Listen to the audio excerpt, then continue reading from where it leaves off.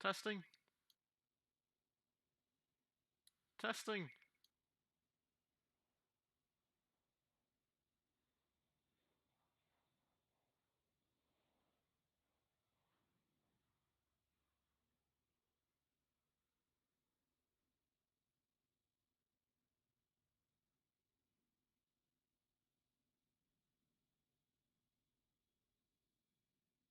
Testing.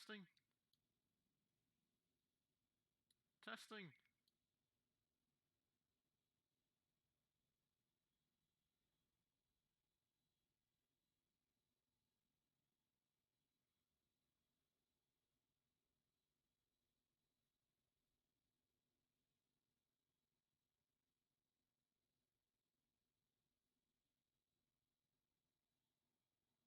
Testing. Testing.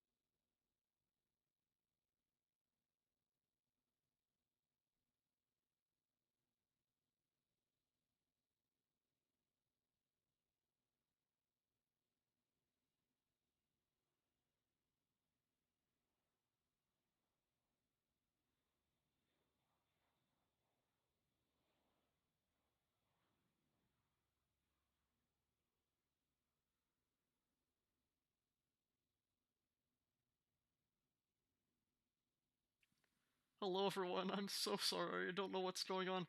Ah, this is weird. This is using the test audio function in OBS, so it's like replaying my microphone through the desktop audio. This is fun. Alright, I'm gonna turn that off now and try to fight with this a little bit more. I'm so sorry.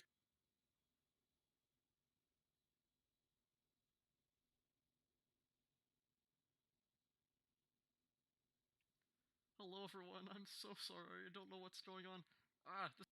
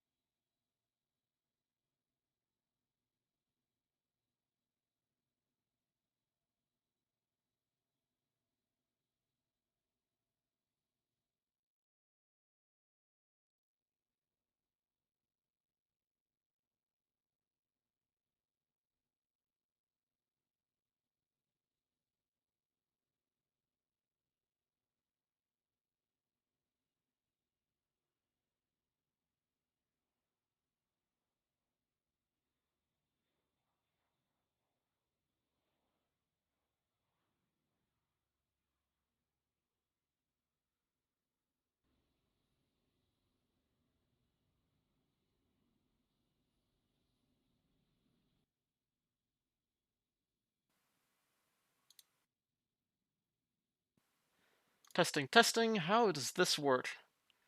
Can you hear me? Please say yes, I beg of you.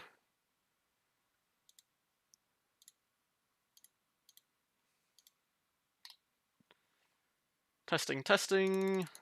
I'm gonna type a bunch more slashes into the scratch pad so I can see when it pops up on stream.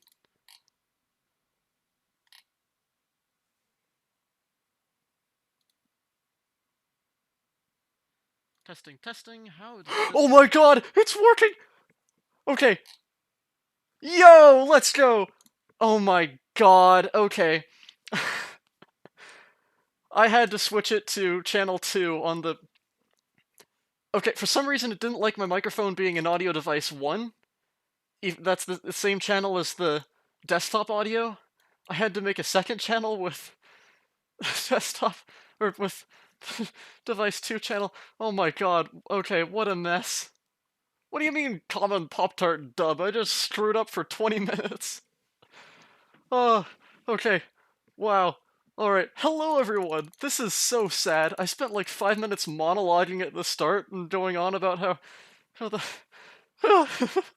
Okay, we're in business. Maybe, hopefully. Let me know if, things happen again. You can still hear me, right? Okay. Oh, what a mess. Alright. Well,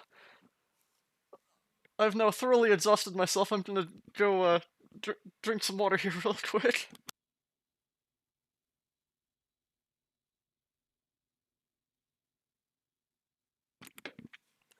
Oh, goodness. My sincere apologies for that. I will make a note of that to, make sure to always double-check that for the next time.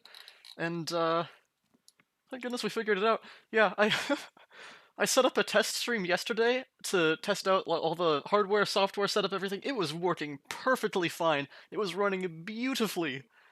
And then, Quill set up some settings for, what do you mean is Pop-Tart the goat? No. Everybody vote no. Quill set up some more settings for his side of the stream, and I guess it resynced some of the audio settings, so just... Oops. God, I love OBS so much. That's a lie. I don't. I hate OBS. Well, yeah, I guess I'll reintroduce this since, none of that went through the stream. So, how's it going, everyone? Pop-Tart here. Welcome back to the Aeroteam channel. Today, I am in Los Angeles, in this A321 right here, as proclaimed by the title of this live stream. So, what should I say? So, in terms of scenery here, we've got, well, this is X-Plane 12 first off. We've got the ShortFinal design, Los Angeles scenery here. The surrounding scenery is Orbx, TrueEarth, Southern California. We'll be getting into, crossing over VStates, Nevada, and Utah on the way into Salt Lake City. It'll just be default gateway scenery there, so nothing too exciting. And, Although it did get a recent update for the new terminal layout, so it's not bad. The old Salt Lake City used to be just absolutely abysmal. It was so god-awful ugly. The new one it's still a gateway airport, so it's default, but it's much better now, so it should be fun. What else? So, yeah, we're in this Delta livery here, November 381 Delta Zulu, done by Alayubi on the I&I Builds forum. And here we are. I also swapped out the interior for the Delta interior from a different livery that doesn't come with this one, but yeah. What else should I cover? Yeah, so as I said back at the start of the stream, this is going to be interesting, because I am very used to doing everything in, like, at least no less than 3 takes. I cannot speak consistently for the life of me. And now we're doing it live. So this should be, wild, to say the least. I'm gonna do my best not to, like, spend the entirety of this stream in an internal state of a panic attack, but we're going. It's going. And then, of course, right as I said that at the start of the stream, I made an absolute fool of myself by having none of that go through the stream at all. Yeah. Great start for a first stream. I'd expect nothing less. Alright, so, well, now that I've waffled on enough, the entire aircraft has, refueled there, or defueled, that is. So yeah, for some reason it started off with like a full 42-ton tank. It's just like enough fuel to get all the way to Hawaii. I don't know why it loaded that. It's usually supposed to remember the last fuel state, and I definitely did not land with 42,000 pounds of fuel. But I was worried that would delay me, and then of course I was delayed by other things with the stream audio issues. So, now we're at the fuel level we need to be. So, oops, I did not mean to hit that button, my apologies. So I guess I'll just carry on here with the FMC initialization. So I got through the city pair, aligning the IRS, until I realized that nobody could hear me.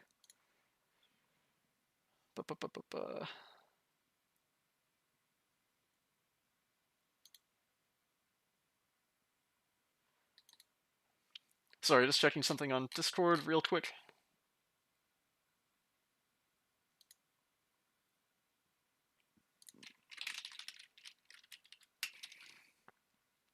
Alright, cool. So, carrying on here, our alternate is going to be... Oh, interesting. Kilo Kilo Echo Victor Whiskey. Now, why can I not hear my desktop audio that well? What have I done?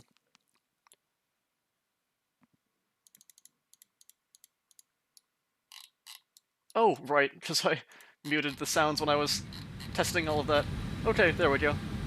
So now I've brought back in the aircraft sounds here. Let me know if the background is too loud here with the fans, but I think I balanced it all yesterday in the test stream to where it should be sufficient to showcase the beautiful ambience of the A321 cockpit here while not drowning out my voice too much. And let's be real, we can drown out my voice. But why did I just delete all that I was typing? Oh, right, because oh, off to a great start. Okay, now that the sounds are working again, now that we have fixed all of these problems for the second time, yeah, Kilo Echo Victor Whiskey. What airport is that? I have never encountered that before. That is Evanston Winton County Airport, Burns Field. Interesting. I'll have to look that up later. Alright, flight number is going to be Delta 1483. And a cost index of 5, cruising at flight level 350. That's everything for an A there. So, over to the flight plan now. Out of Los Angeles here, we're in west traffic. We'll be departing 24 left. It'll be a very short taxi over. We're literally right next to it back there. So that'll be nice. Departure is going to be the Orca 5 to Las Vegas. Transition, insert that. From Las Vegas, we've got the Quebec 70 to Blip. Haha, Thanos. Okay. Quebec 842 to Winan.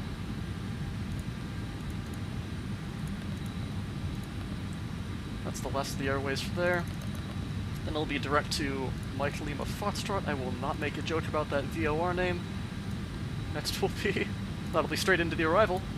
Salt Lake City here, we've got expecting at least ILS 34 right, unless runways change. Star is going to be Quinn 5. There we go, Quinn 5 on the... Oh, what's my approach transitions here? Let's see.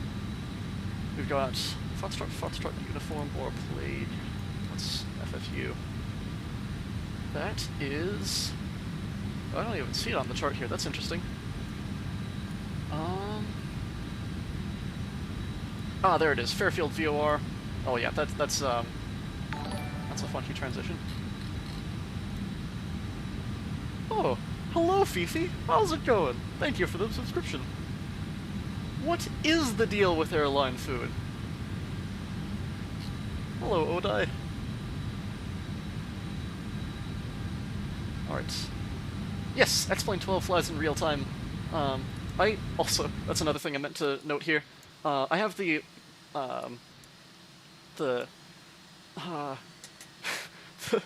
time of day, there we go, speech moment. So I have the time of day kind of cheated a little bit, because I was looking through the flights and all that when I was selecting this, and I was like, oh, I'll just select this nice afternoon flight so we can see everything. And I only realized afterwards that it was an A321 Neo.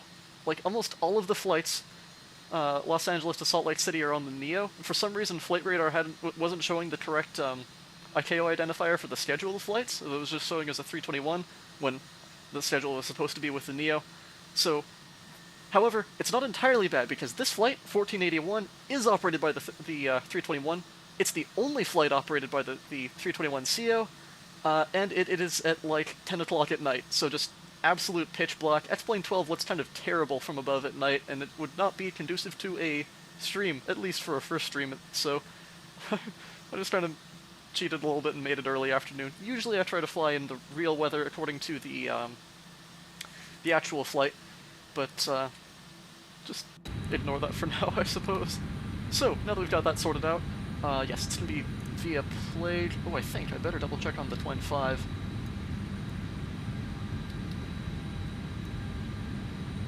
Actually, yeah, it looks like that connects up to Plague there. So, I will select Plague, and what is that VOR that I will not make a joke about? Milford. There we go. Oh god, that's even worse for shows. Okay, I didn't say anything. Let's go. So, on the plan page here, oh, I think that actually will cause a discontinuity. There's technically vectors from Plague on the... Oh no, it does connect nicely. That's so cool. Alright, there we go. So, reset. Come on, there we go. Alright, into plan view, and we'll have a look at this routing here.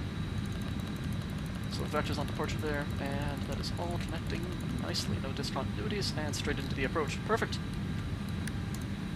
Pop on constraints there, and now we can run some safety tests. So, pop up here to the overhead. Got engine 1 fire, APU fire, and engine 2 fire. And I can't recall if, I think I'm using a slightly older version of the ToLiss here that doesn't have the cargo smoke test. No, there we go. Awesome, okay. That's cargo smoke forward and aft. Very good. And last thing, we got the CVR test on the flight data recorder. There we go. And pop down here once more, we got takeoff config. Slats, flaps, takeoff config checked. So with all the fire tests and everything checked here, we can get the APU running. So we'll go APU on, pop the fuel pumps on as well.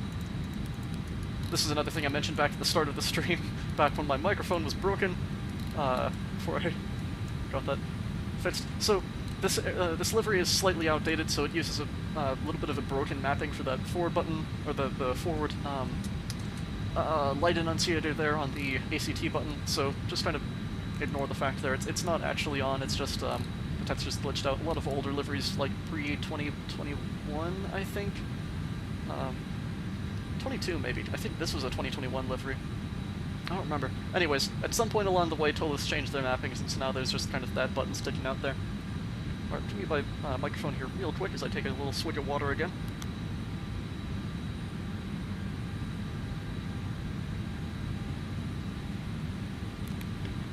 Alright, there we go. Figured I'd spare your ears the chugging noises. Alright, there's APU flap open, so I'll give that a punch. And now, let me grab the weather here real quick. So, I'll set up the altimeters here. We got, first of all, for the winds, we got 260 at 13, so pretty much a straight 13 knot headwind on departure.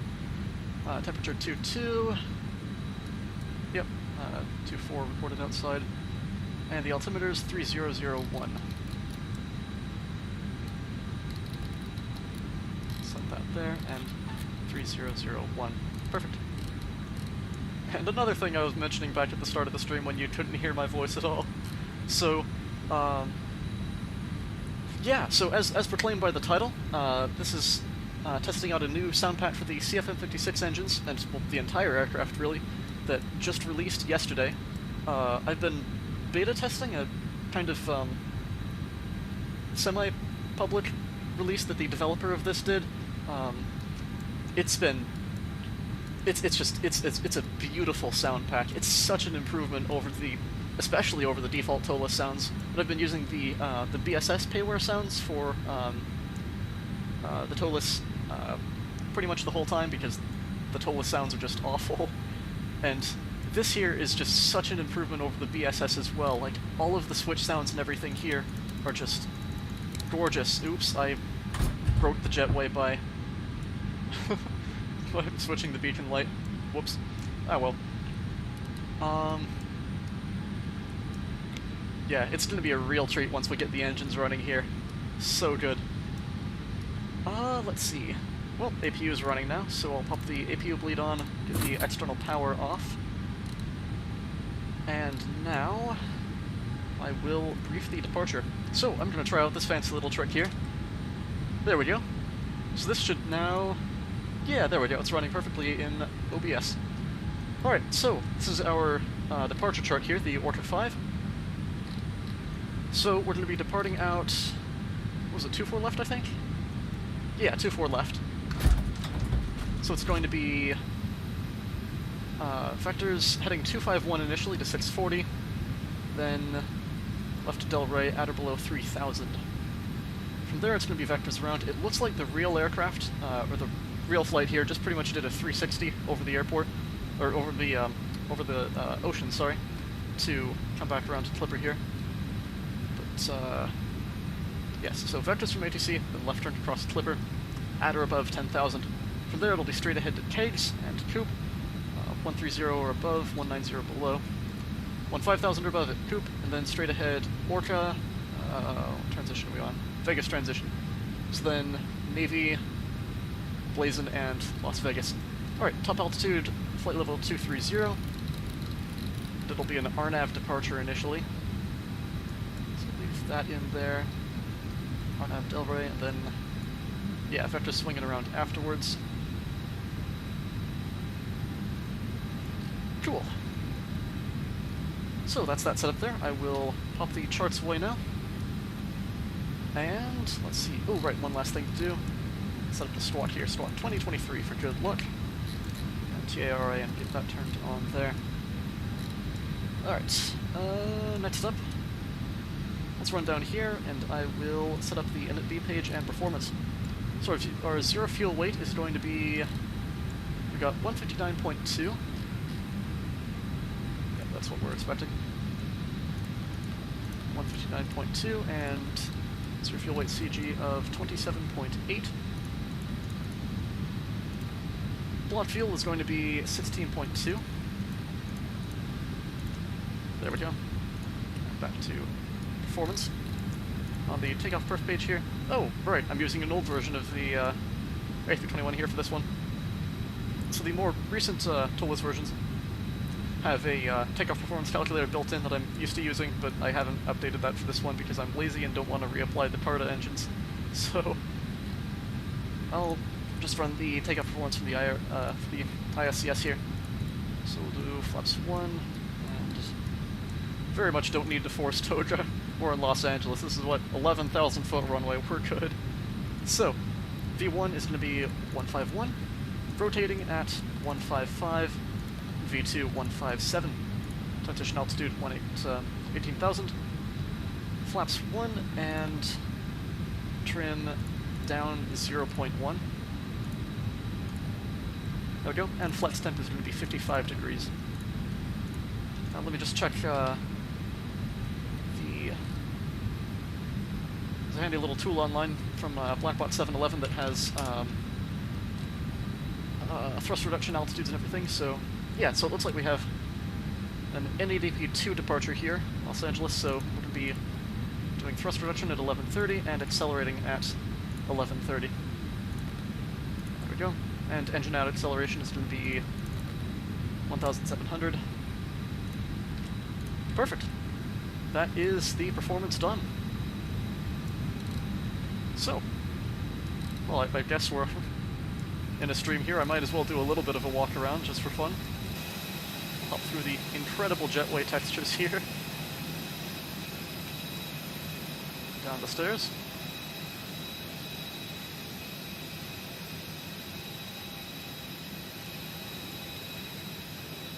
I love this airport. The ShortFinal design version, at least. The ground clutter is just so good.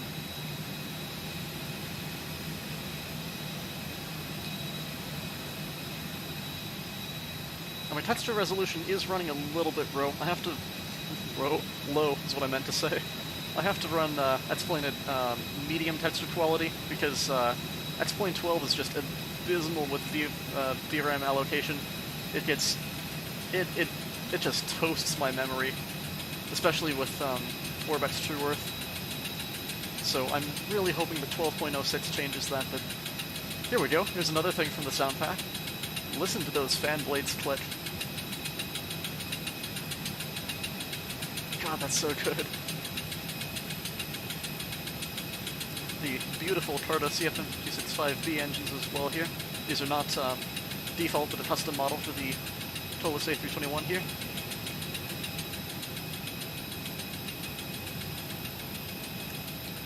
This is not a comprehensive walk around by any means. I just kind of like to get a good look around at anything. I don't know any of the procedures for Airbus walk-arounds or anything. We got the lights there, checking the leading edge flaps and everything. The landing gear. The unfortunate part with the ToLiss tuning walk-arounds as well there. The landing bay is a wee bit sparse. The strut bar there is just connecting to nothing. There's nothing. It's just floating. The aircraft is floating. Landing light there in the root of the route.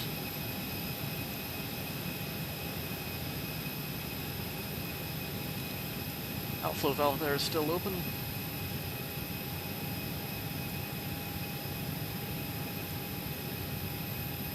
There's the APU door open as well.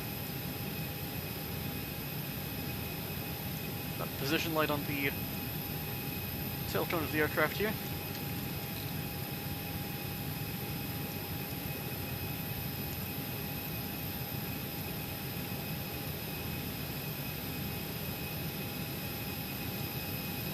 Radio antennas and everything on the underside of the aft fuselage.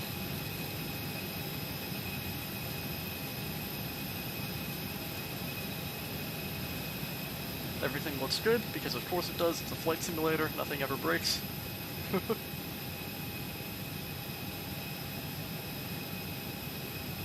There's our left position light.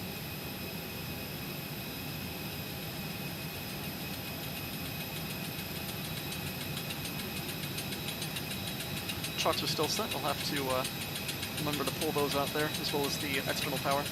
Usually I remember to get the external power and chocks dismissed when it comes time for the, or when I switch over from ground power to APU power, but every now and then I forget, and this is one of those times.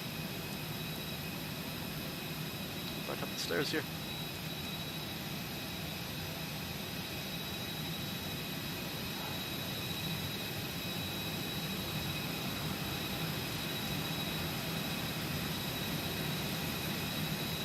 ToLiss have, Nah, they don't. I have to close the doors manually. Or actually, they close automatically, but I mean, I can't, use the, any manipulators for the handles or anything. Oh well.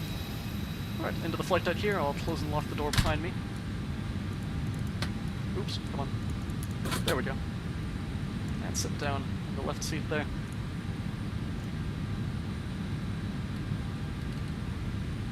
Hi Vince, how's it going?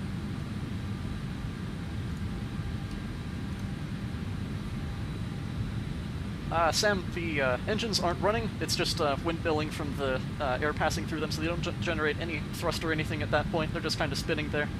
They don't really have the force to do anything. But obviously, you would not walk around them at all if the engines were running. But these are just windmilling here and very slowly, so you can walk up to them just fine. Actually, that is a pretty decent pace, but I wouldn't want to stick my hand in there or anything, but as long as you're just having a look around, it is all perfectly fine. So, I think we're ready to go. Pop the seatbelt sign on here, and yeah, we got all the performance and everything set up. Just do a last quick little sanity check. Ah, right, that's what I was going to do. Pop down here and get the external power and shots dismissed. And I will call for a pushback. You're out of cockpit. Show me where you want to go. So we are at... Actually, here, I'll just pull up the chart here real quick. So here's the parking chart. We are at gate 25 here at Terminal 2, the Delta Terminal. So we'll push on to into the alley here at Delta 8, and that'll line us up nicely to head out to 24 left. Very, very brief taxi. That'll be nice.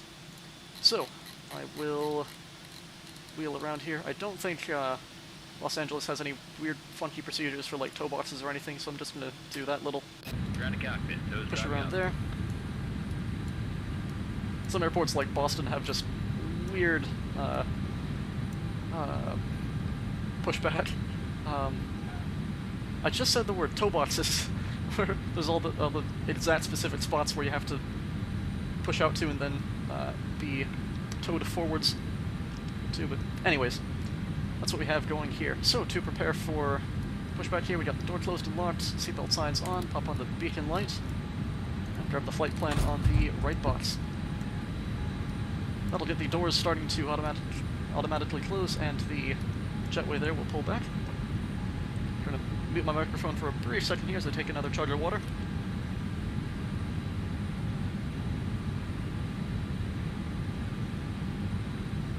Okay, all doors there we go. Are closed. Ready to connect. Alright.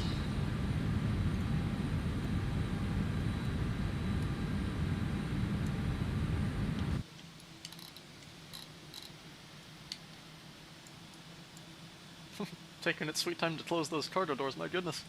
Better hurry up, I'm about to be moving. Why aren't you closing? Close! You fool! Close! Screw it, I'm doing it manually. Forward cargo, there we go. Close. There it goes. Awesome. And the bypass pin inserted. Release the parking brake. The bolt and all that is closed back, as well as the L1 door. Awesome. Now we're ready to go. Oh, I could have just used the door page there. Ah, well. Well, that's all green, so we can push back. Alright, and parking brake released. Starting pushback. Go ahead and start the engines. So, the start switch to start here.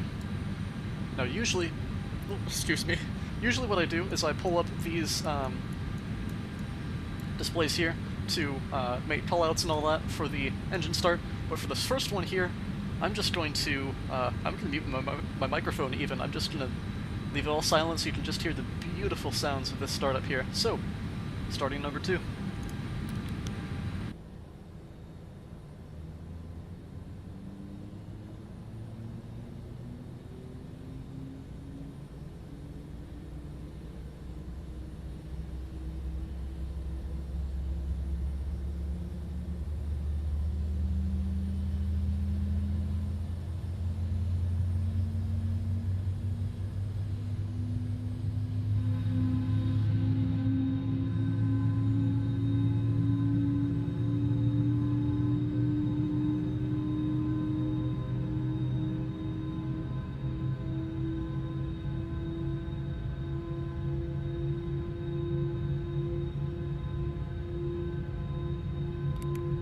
And there we go. Good start on number 2. Oh, so good. Alright, I'll do the callouts for this one then. Starting number 1. And 2.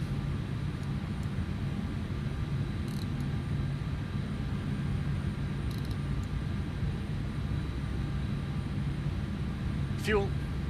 EGT is rising. And 1. Oil pressure.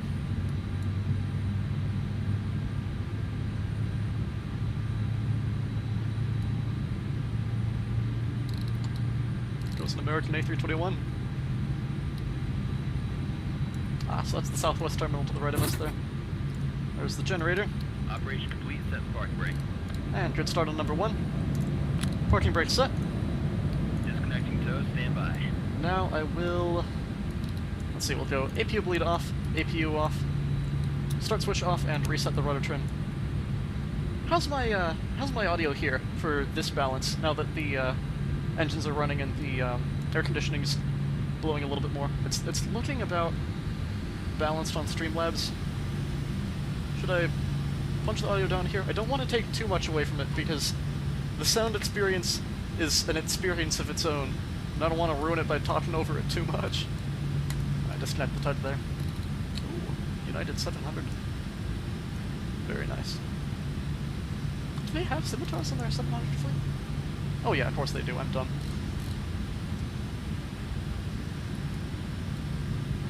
Alright. Did the TUD already leave? Am I... Oh no, it's still there. Okay. Alright. We'll go flaps 1 for departure.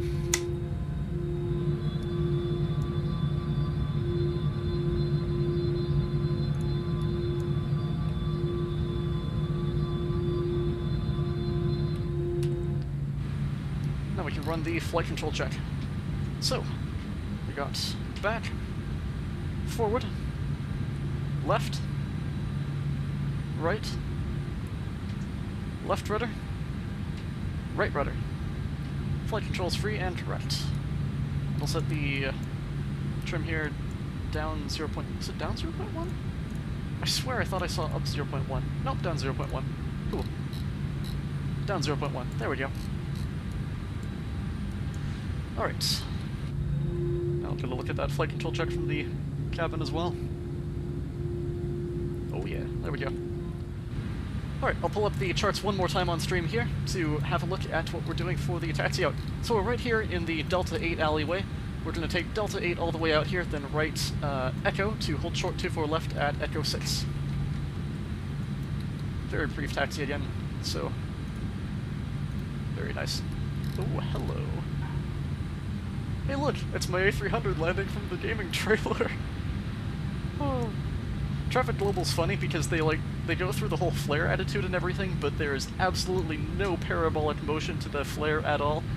The nose pitches up, but it still just slams on the runway.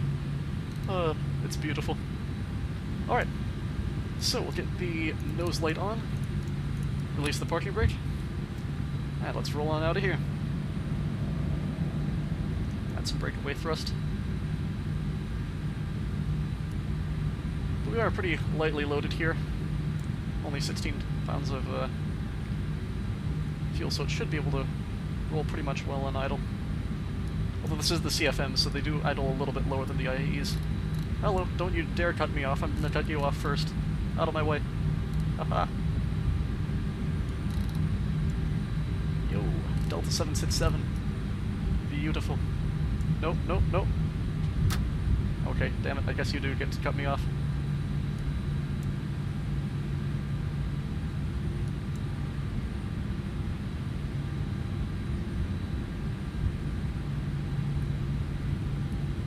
Well, the plus side of that is we do get to watch a departure then. That'll be fun. For all the goofiness of Traffic Global, I swear, it is so much fun to watch airport traffic life now. I only got it like, last December, I think. Well, why are you taking 24 left shortened? Why are you taking Echo 6? Or Echo 7? No, go all the way to Echo 6, you fool! Ah, well. Whoa. Pick it up. Pick up the pace. There we go. I might as well take all the way to Echo 6. Oh, that's Victor. That's not even Echo 7. There's Echo 7. Yeah, that really is a shortened takeoff. Ah, the wonders of AI. Alright, I'll run the takeoff checklist here before I forget all of that. Go auto brakes max and arm the speed brakes here. Takeoff config test. And give the cabin crew a ding.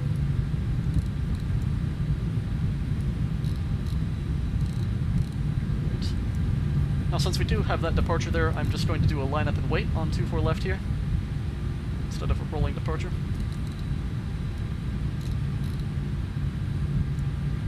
There it goes. Ooh, we're being followed by a Southwest 737 as well. Whoa! Look out everyone, Pop-Tart's driving. We'll drive into the dirt. Oh yeah. Beautiful. Alright, we got the strobes on. TCAS has been on this whole time. I'll just line up here.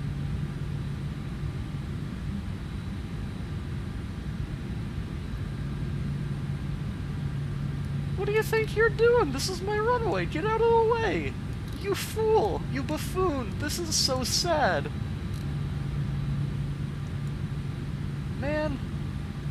Can't have nice things.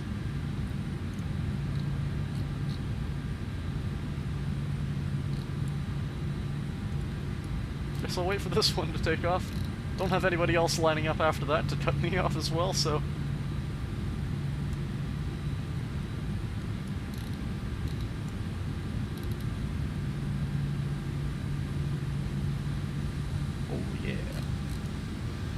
There comes another landing too. What is that? Oh, it's a Saab 340 and a blank livery. Oh, that's interesting.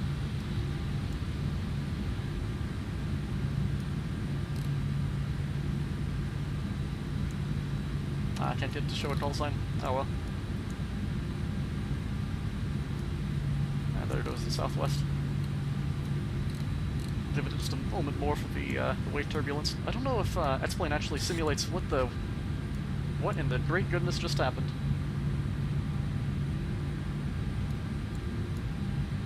Well, that was interesting. Huh. I guess Traffic Global did a refresh. It froze for a second there. I genuinely panicked. I thought X-Plane crashed for a moment. Alright, I'm gonna get into the air so the autosave on the ToLiss can start going before that happens again. Alright. Clear for takeoff, 2-4 left, Delta 1481. Pop the landing lights on. There's like takeoff, wing lights, weather radar on, and predictive wind shear. Let's go. 50%. What the hell is it doing? Come on, Traffic Global. That's interesting. Alright, I'm gonna jog the time a little bit. There we go. See if that'll refresh whatever aircraft is stuck in the ground there. Alright, 50%, stable. Oh, come on, it's freezing again. No! Please don't crash, I swear to God. That would be so incredibly uncomedic.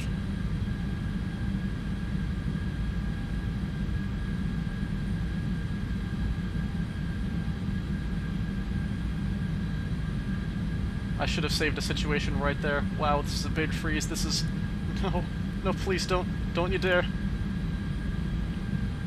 Don't you dare crash. Don't like this.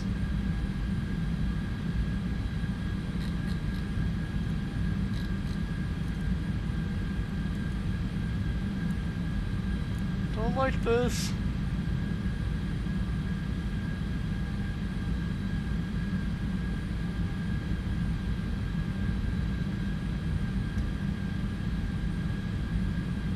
Well,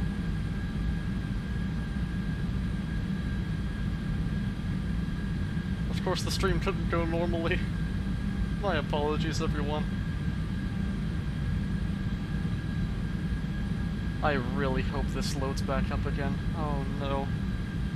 Don't you dare crash.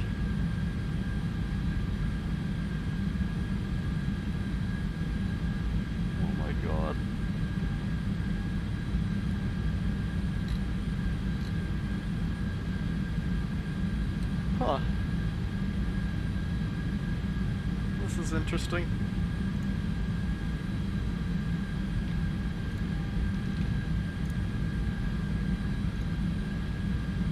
Check my event viewer real quick here.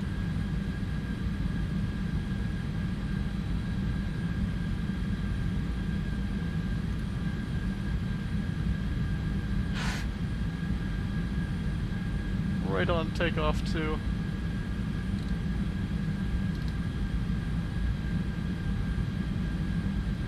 I knew I couldn't get away with just the mess up at the start of the stream. It had to be something else.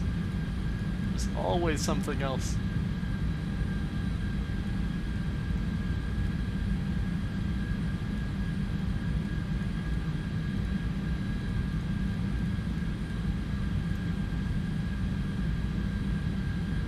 What the hell?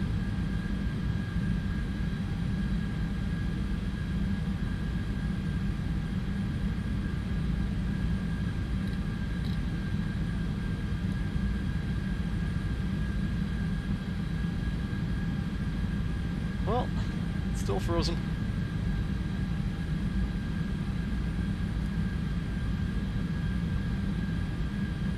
How long's it been now? About 3 minutes, it looks like, from the stream buffer.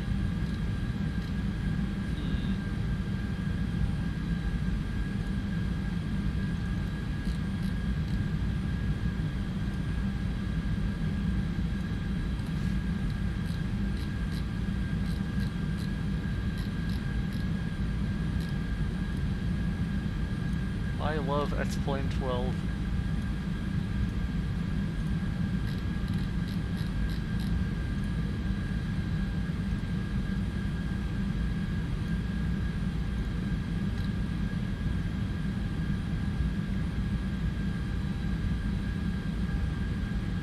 This is incredibly depressing.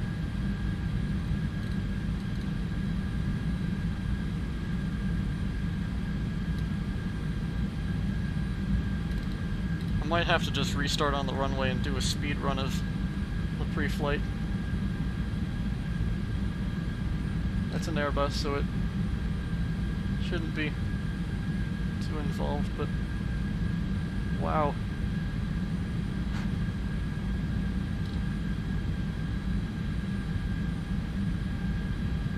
It sure would be interesting to know what caused this incident. If it was a traffic global glitch or what.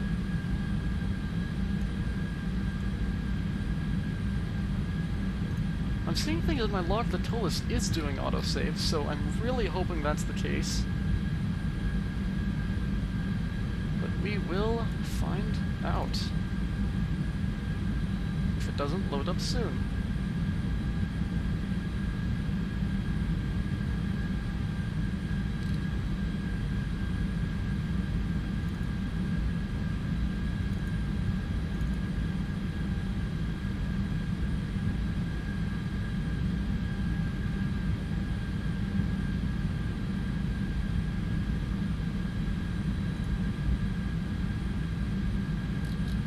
So true, Vince. So true.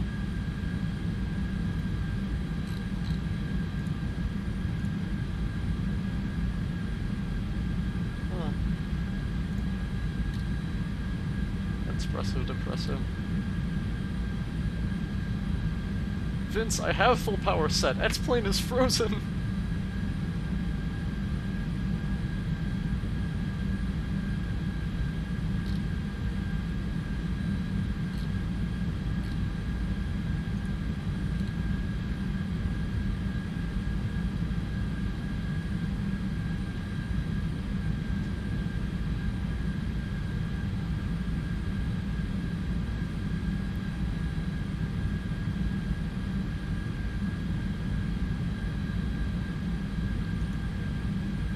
No, you.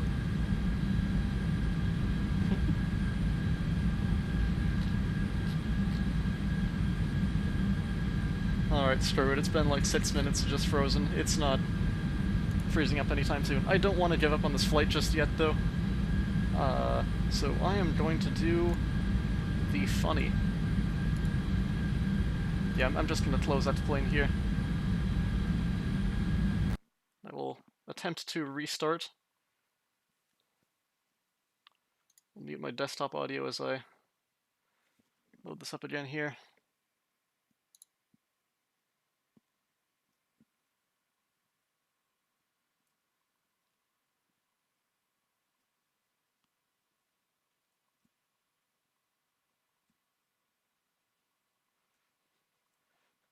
I really didn't think I'd be using that text anytime soon when I implemented it as an emergency fallback, but oh, the very, very first stream, of course. There was no other way. Alright, I'm gonna switch back to the stream starting soon graphics while I work this little bit of fun out.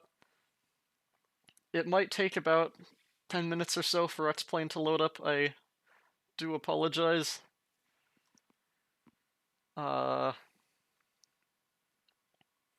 I don't really have anything more entertaining until that's done. What a stream. This is so sad. True, Fifi. I'm sure Los Angeles loves having an aircraft holding up one of their runways for 6 minutes. That'd do wonders for an aircraft, or for an airport with the traffic flow of Los Angeles.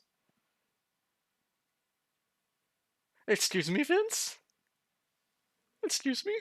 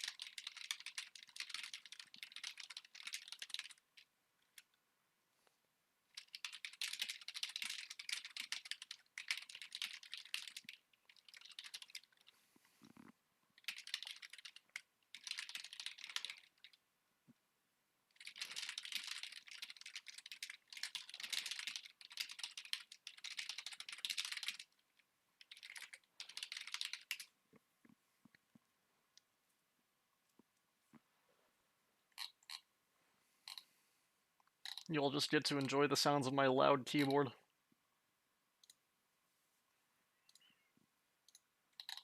I haven't figured out any, like, copyright-free music or whatever for stream graphics, so it's just silence.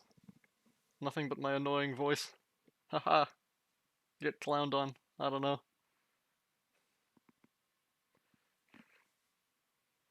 Ooh, X-Plane's almost there. Once it gets to the main menu, though, it still has to load up in, at the airport, which took a while the first time. That's part of why the stream loaded so, or started so late as well. I was there at 2:30, but it took a while to get loaded up at LA. It's a very resource-intensive region with that Orbx TrueEarth scenery there. There's the main menu. Awesome. Okay, so now I will load up. We got, what was it? 381 Delta Zulu, Los Angeles. I'll just load right on the runway there and desperately hope that an autosave saved. I'll create a manual save first, if just in case, before loading up the autosave, in case it was like halfway around the world or something. But the autosave file tracks to 3:44 p.m. just this afternoon, so it definitely should have created some form of autosave. Now the question is whether or not that autosave corrupted with the freeze. I'm desperately hoping that it didn't. The very last things in the logs were Traffic Global spamming a bunch of junk about airport stuff, but yeah, we'll see how it goes. Well, in the meantime, what I'm going to do is I'm going to dash here real fast. I'm going to mute my microphone. I'm going to grab some more water because I've now downed an entire glass of water and my voice is once again dry. So I will see you in 30 seconds.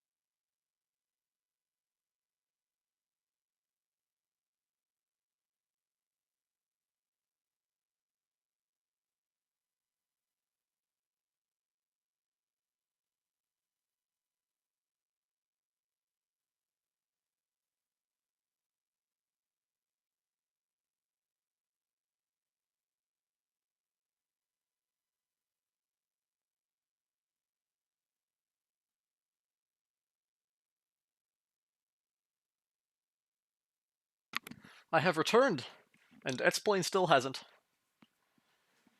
Still on the loading screen. Got water though now, so that's nice.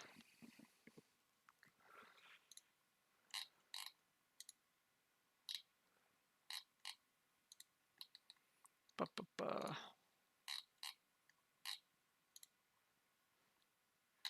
Should hopefully be only a few more minutes until we find out whether the autosave worked or not.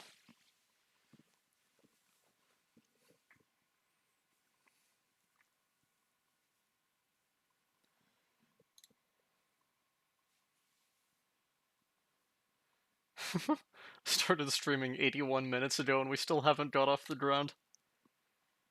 Oh, if that isn't typical Pop-Tart fashion. Oh, wonderful.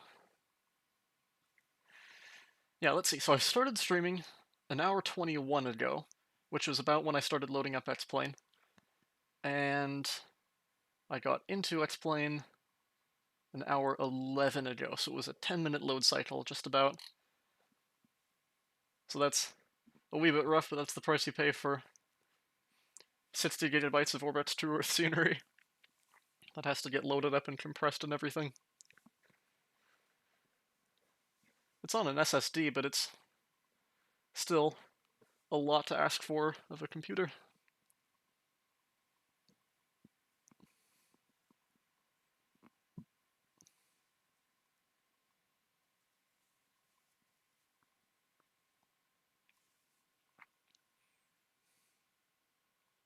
Now that's the trade-off with Microsoft Flight Simulator. It loads up pretty much instantaneously from the main menu because it all loads asynchronously in the background, all the scenery and everything. But the trade-off is that it takes forever to get from the desktop to the main menu because it just takes forever to load all of the resources and everything. X-Plane's the other way around, where you get to the main menu pretty fast, but it takes forever to load the scenery. Yo, here we go. Okay, so I am on the runway now in a cold and dark aircraft. I am going to go into the ISCS here. I'm going to save an emergency situation here real quick.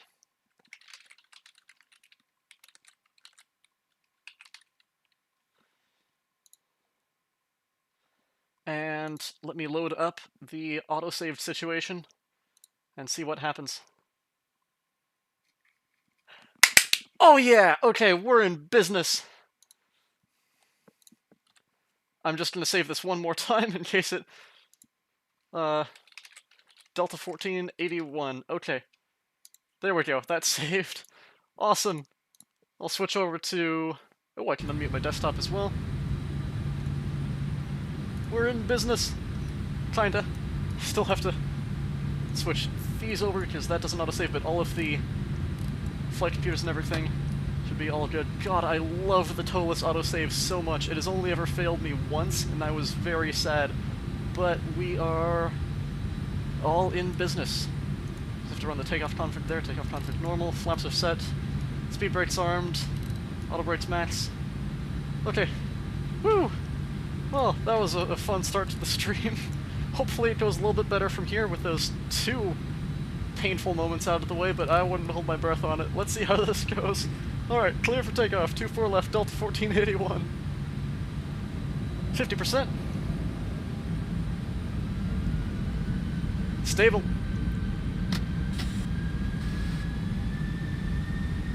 There's Traffic Global doing that thing again. What the hell? Man, Flex 55, SRS runway, auto thrust blue. What is Traffic Global doing? The lag spikes there are caused by Traffic Global refreshing all of that as well. So that's awesome. Let me just pause that real quick. I'm going to go into Traffic Global settings here, and I'm just going to crush down the traffic density a ton. I'll refresh that once we're higher up in the air and don't have to worry about that anymore. So hopefully that should get rid of Traffic Global refreshing that bugged out traffic. 100 knots.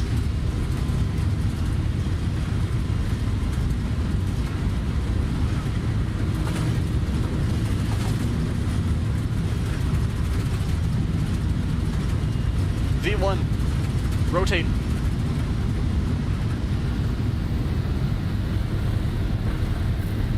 Positive rate. Gear up. Nav.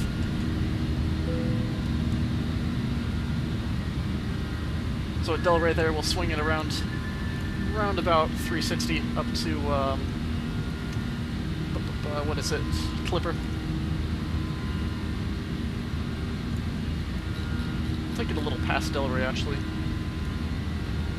Ah, yeah, it looks like they made the turn at around 6,000 feet, so I'll just keep that in mind. I've got the flight radar page up here. Alright. Thrust climb, climb. Yeah, I've got the real flight's flight radar page up in the, on a different monitor here, so I can kind of see what they do in real life to follow that a little bit. Hi, Vince! I do. Yeah, I have two monitors here, so I have the stream on the right monitor sometimes. However, when I have like charts up or any of that, I cannot see the stream chat. But now I can. Alright, there's 200 knots, the automatic flap retraction. Almost to the S-speed. There we go. Slats up.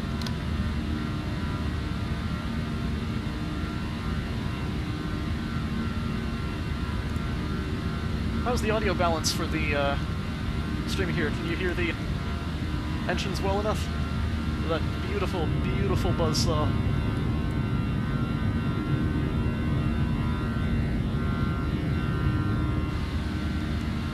Ah, I love the CFM. I love you, Vince.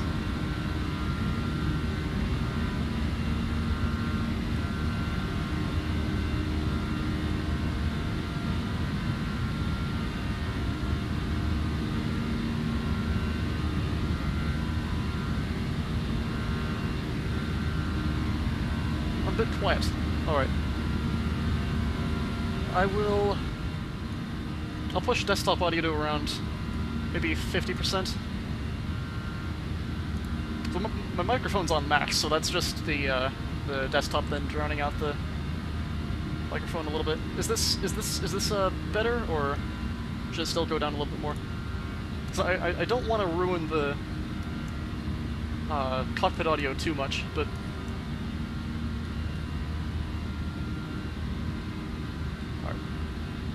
yeah, might as well do this turn with the autopilot on. So, we'll now swing around. Manual heading here. I'll turn left 130 initially. Yeah, it's in the title. Nice going, Vince. We're going to Salt! We're going to Salt!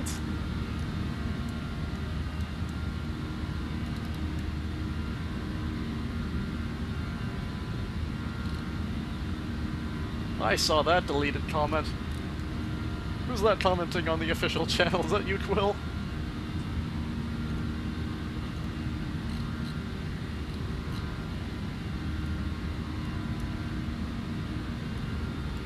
Alright, after takeoff. Very late after takeoff. Oh, I never fixed the... Ah! The autosave was right before I got all the lights set and everything. Alright, weather radar on. Predictive wind shear. Okay, now we can go nose lights off. Gear up, no lights, and speed brakes. Oops. Speed brakes disarmed. There we go. Continue the turnaround 080. Ah, it is Quill. Nice.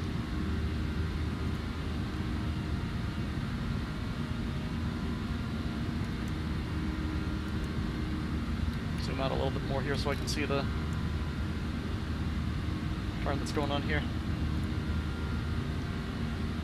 Oh, I have to refresh the Sim Toolkit Pro connection too since the sim crashed. There we go. Now it should be tracking. Very cool.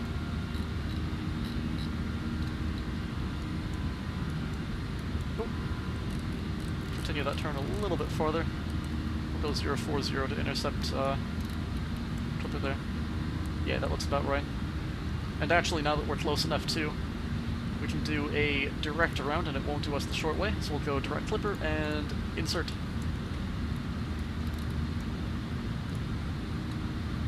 Very nice. There's past 10,000. We'll get the landing lights off, wing lights off, seatbelt signs off. Getting the cabin crew, and... yep, nothing more to set up there.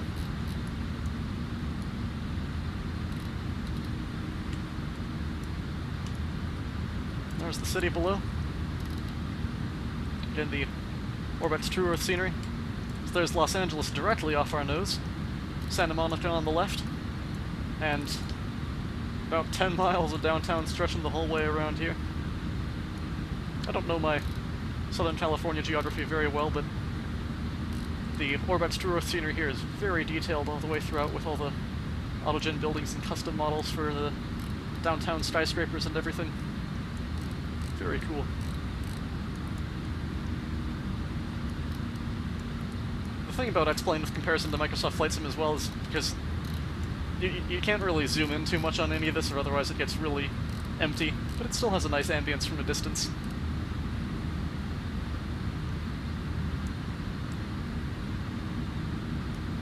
Ooh, little bumpy.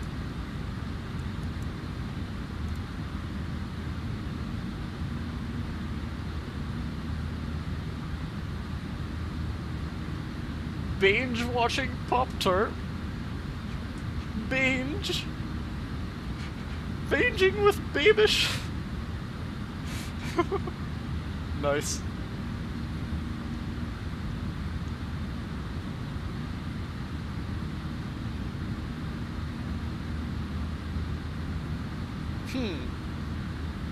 An interesting proposition. However, I will not nosedive.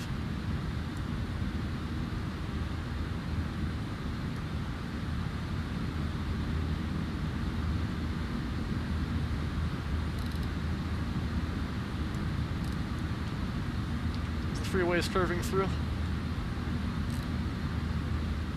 What are we doing? 140. Still got a little bit to go until the top altitude. Oh, I was so distracted I forgot to turn on the clock. Whew, there's some turbulence. Pop that seatbelt sign back on, actually. Ooh, that is rough.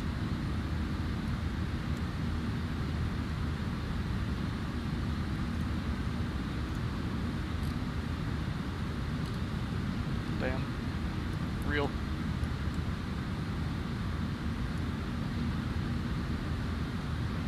Ooh, frame rate's taking a hit here. What do we got? 7.5. Ouch. What is going on? I was running just fine before.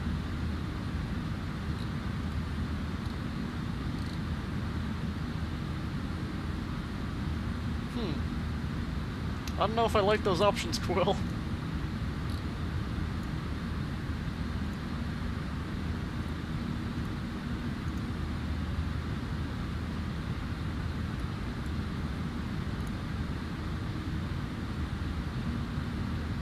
There we go. Now it's coming back up a little.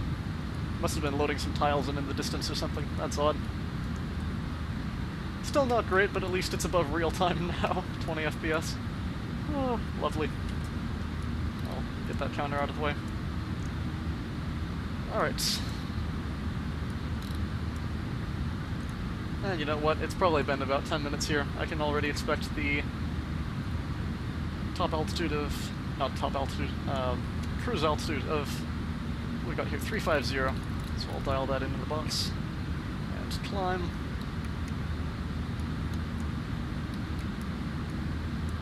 Very cool. How are we doing on the restrictions? We got just one last one there. Coop is 15,000 or above. We are definitely clearing that. Kegs was 130 or above, which we cleared, and 190 or below, which we are indeed below. Very good. Those are the last constraints to worry about. I'll pop those off here. There's 18,000. Go standard on all three.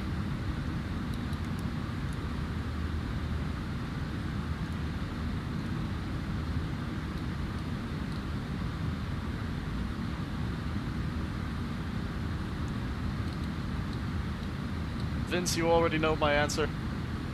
Gotta be planes. From an economic perspective, and everything, I will have to say high-speed trains. all that economical, environmental, everything. As much as I hate to admit it, it's the truth. However, planes are fun.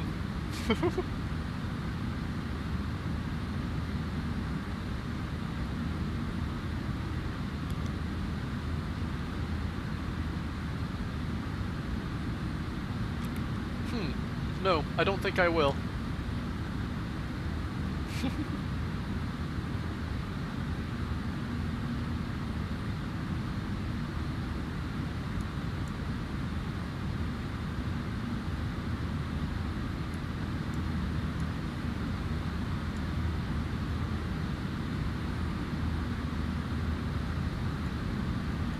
Flag EU, flag EU, flag EU.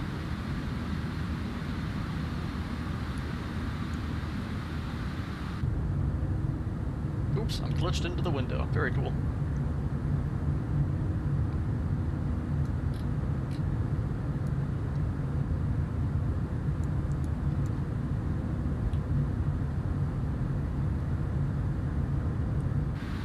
For the next stream, perhaps I need to figure out the possibility of getting a,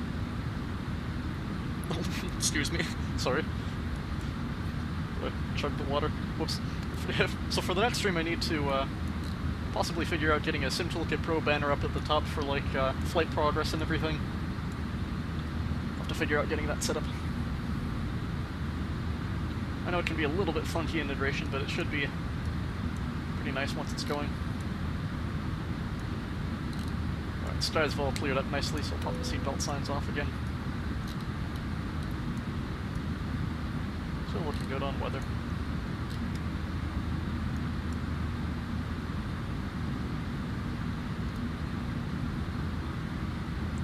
That is so unfortunate, Quill.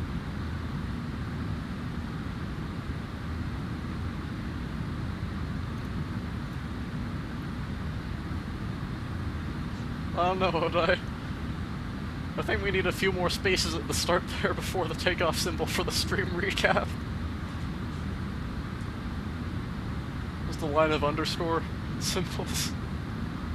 Oh.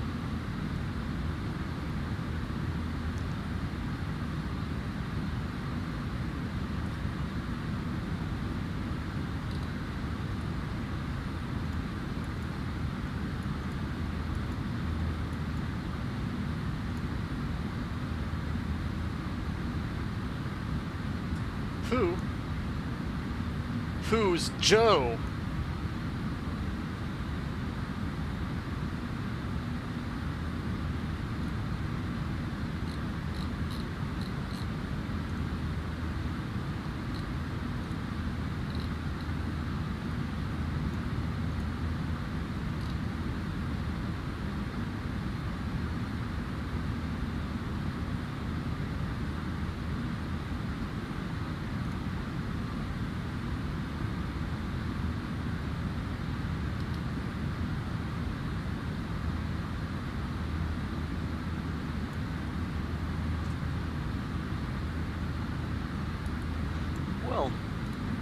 Now begins the somewhat period of silence that I've been dreading for a while. This was a shorter flight for a 320, or a 321 rather. All the others I was looking at to go for this one were like in the 3+ hour range out of like Minneapolis and Atlanta and all that, and I did not want to do that for, especially for a first stream. But yeah, even still,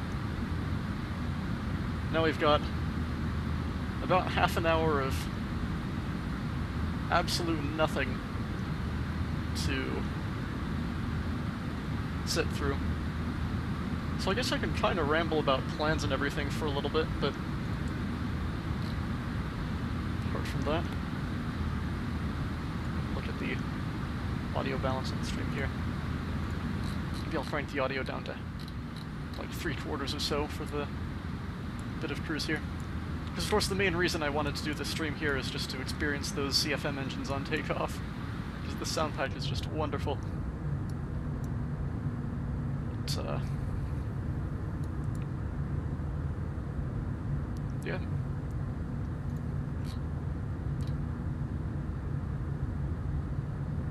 Well, thank you, Vince. You do need to sleep, though. Sleep! Good night, Vince. Sleep well.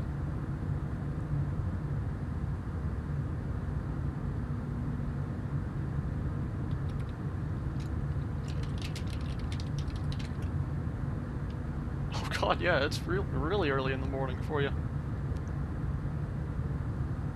Please take care of yourself. But thank you for joining. I appreciate it.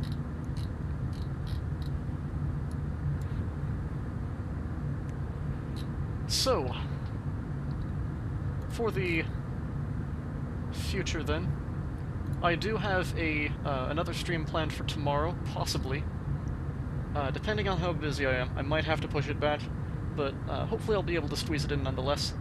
A little bit of Marvel Spider-Man, the 2018 port from... not 2018, 2022 port of Insomniac's PS4 from 2018. I played the... well, I picked it up just this past weekend, actually, over the Steam sale. I've had it in my wish list for ages now, been meaning to get to it. Then I saw that Steam sale pop up and thought, oh yeah, this is it. This is the signal. So, yeah, I ended up just going for it. And I played the first 30 minutes of it a couple nights ago. It is so much fun. So, that should be quite fun, for at least a little bit. Yeah, the graphics are beautiful, the gameplay mechanics are really good. So I'll be restarting from blank on a new save if I end up doing anything on the gaming channel, just for the full start to finish experience. But yeah.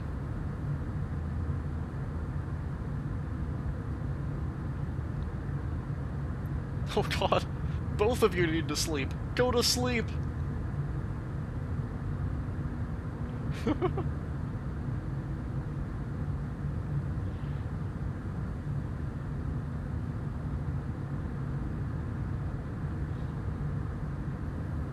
But yeah, that should be interesting because I love story-based video games, where it's like a linear storytelling kind of thing.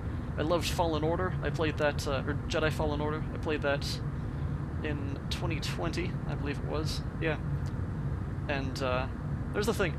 I love the story-based bits of the video games, but my combat skills are always rusty. So my playstyle in Fallen Order was always just like spamming left click. Quill, take care of yourself. Thank you, though.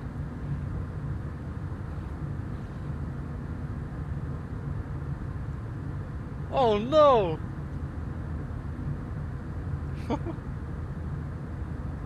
Boom.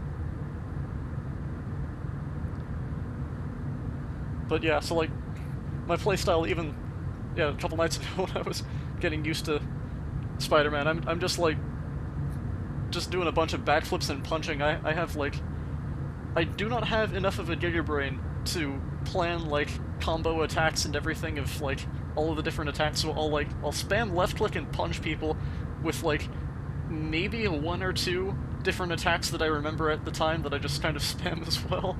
So we'll see whether I'm able to learn the ropes over time, or if I just like barely survive the whole game and provide very uninteresting combat. But I'll do my best. So yeah, I'm going to try to give a first stream of it tomorrow. I hope to be able to get through the whole game in the long run, but we'll see how much I get through before it... as long as it continues being entertaining, I suppose. But yeah, I guess it might be a fun thing to get back to once or twice a week, maybe, throughout the course of the summer. I got Miles Morales as well, the sequel to that one. So that should be a lot of fun, and maybe I'll see if I get to that this summer too, if I finish the Spider-Man 1 story in time. But yeah, that's my plans for gaming outside of flight simulation for the immediate future. What else?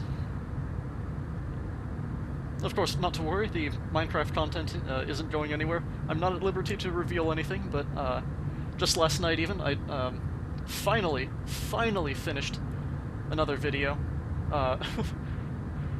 This one it's on the smaller side. I recorded it in a single day back in March, and it's just been sitting on my drive ever since because I have not gotten a second away from school to be able to edit it, but I finally, now that I'm out for the summer, I was able to just sit down and cram through editing the whole thing in a day yesterday, and I finished it up and uploaded it last night, so it's sitting on there ready to schedule for the next upload slot, so you'll probably see that in a couple of weeks, unless somebody else plans something for them. But yeah, needless to say, Minecraft content isn't going anywhere. This is just another branch of focus for us, if you'd like to join along on or whatever. And yeah, I've got one other project in the recording pipeline that I'll be getting back into here over the summer. That's playing, hold on, that's playing looks like it's lagging again. Oh no, still running around 20.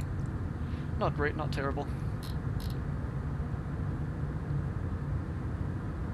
Highway through the desert.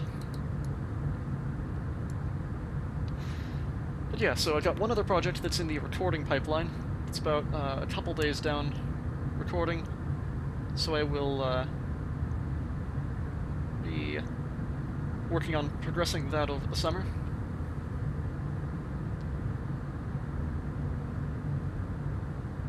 But yeah, we all have other interests outside of Minecraft as well, so this is a great way to I guess it's experience those and continue working through the gamer lifestyle. Well, thank you, that's good to hear.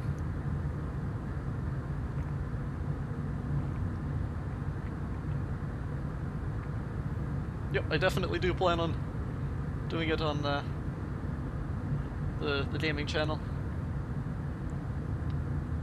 For as long as I'm able, at least. Hopefully it's not too big of a performance impact for streaming, actually, come to think of it, because it is a pretty resource-intensive game, especially compared to flight simulation. Like, X-Plane's more CPU-based, but the Spider-Man game, like, it's got ray trace reflections and all that, so that it's a real punch on the graphics card. But we'll see how it goes. I could always try out X264 encoding as well instead. See if I can transfer the load around to CPU or whatever. Ooh, excuse me. True!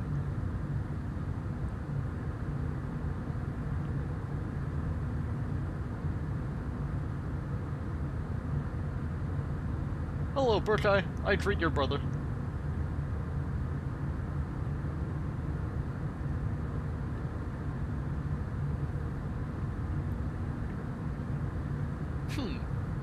Well, I guess it's, will be whatever content people enjoy. I don't want to say too much about what other people have planned. I have seen some pretty cool stuff other people have in the works for the channel as well, but I don't want to say anything that, they're not comfortable saying. Of course, I'm not going to reveal their secret plans. So yeah, I've got the plans for possibly streaming those, Spider-Man games. I was wondering as well about possibly Detroit Become Human, depending on if I'm able to get another, like a second save of that going, because I'm about 60% through the main storyline right now, but I've been playing it for 3 years, so it might be fun to start over from scratch on a new branch, but I don't believe it lets you have multiple games going at once, so I'll have to see if I can cheat the system and, like, export the save file somewhere to swap between or whatever, but we'll see about that.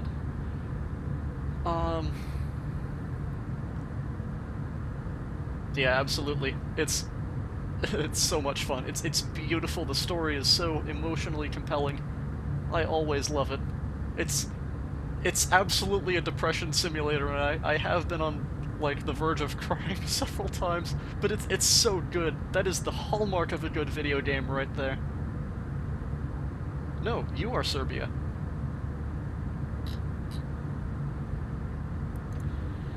What else? I suppose I could try as well, Jedi Fallen Order over the summer. I've last played it in 2020. I really want to play Jedi Survivor, but I'm still kind of waiting on PC performance patches, because last I heard PC performance is just absolutely abysmal, and I haven't received word yet, or knowledge from the internet sphere about whether that's improved at all since then. So, as soon as it's in a playable state, I am absolutely grinding the hell out of that game. I'm not sure whether it'll be something I can stream with decent enough performance, but yeah, we'll figure that out. And then there's, of course, always the good old Euro Truck Simulator, American Truck Simulator, all that. Vroom vroom. Might do some more casual streams with that later in the summer.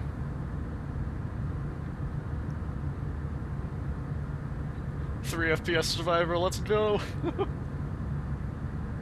Ooh, Heavy Rain, I've heard of that. I haven't played it yet, though. I'll have to look into it.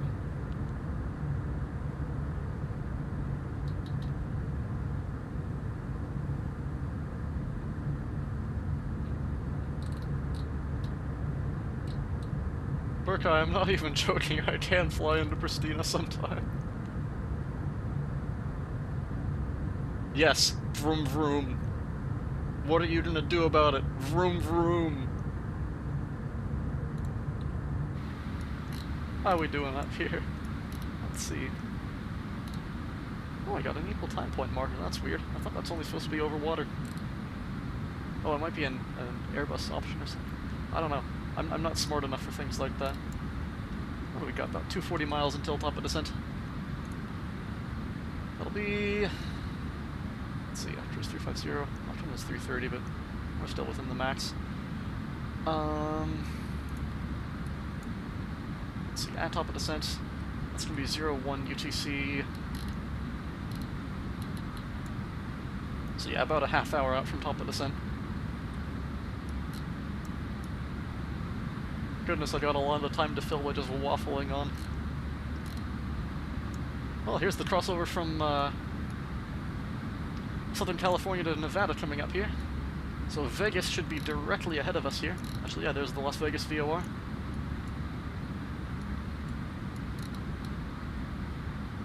And there's the city in front of us.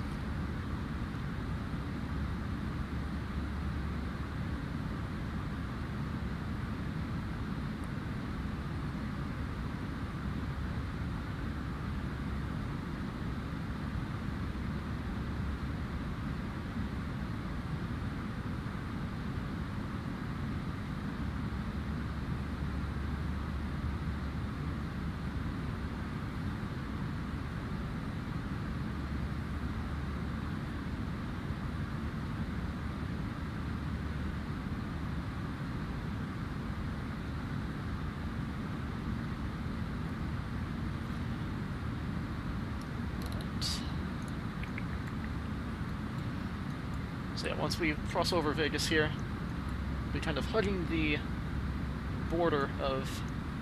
Actually, here, I can show it on the... Hey, I got this charts overlay for a reason. So, we are right around here, Las Vegas.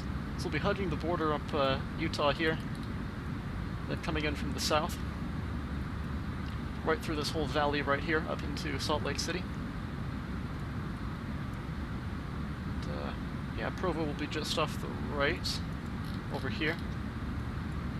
So we'll get a nice view of that lake on arrival as well. And then the Great Salt Lake will be off to our left in the distance. So we got that to look forward to eventually. Pop that off now.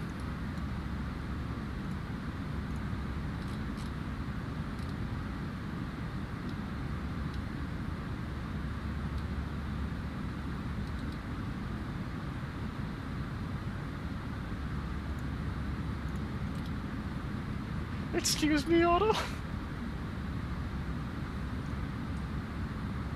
This is not good baking bad content.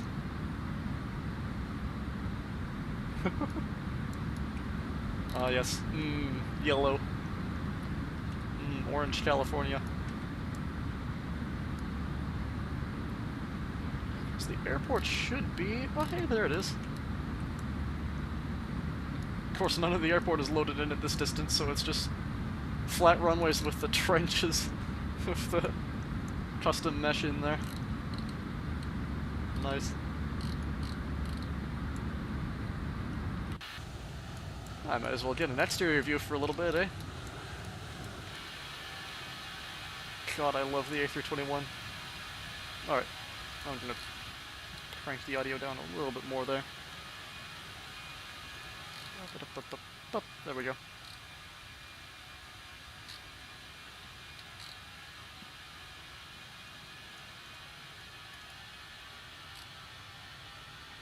Okay, I will. As you say, it will.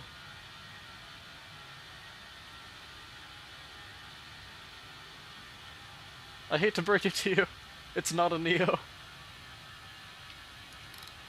These are the CFM56 speech. Like I said, live streams, not my thing, speech-wise at least. Okay, yeah, so these are the CFM56 5B engines from the A321 CEO, but yeah, so the old generation of Delta. Their Neos are so cool, though. I'm glad they're getting into more routes now. They've got like, what, 50 of them last I checked? Delta fleet. Time to Google. Now I'm curious. Let's see. A321 Neo. Yeah, 33 in service right now. 120 still left on order. But yeah, I remember when they first, they got their first deliveries back in, like, September, was it, I think? When it was just the two, like, the very first two Neos in service. And I did a, what was the route I did? Oh, I did two of them. I did, Seattle to Kahului, in X-Plane 12, that is. And, God, I did somewhere to... somewhere to somewhere. That's helpful. But anyways, yeah, very cool aircraft. So yeah, I need to figure out, possibly some more ideas for, streaming at some point. For Flight Sim. I imagine... So what I might do for the next couple of ones is, probably something more hands-on and, short hop, like a private jet or a regional or something like that. So I have less, cruise time like this to try to fill up with, slightly more boring content. But,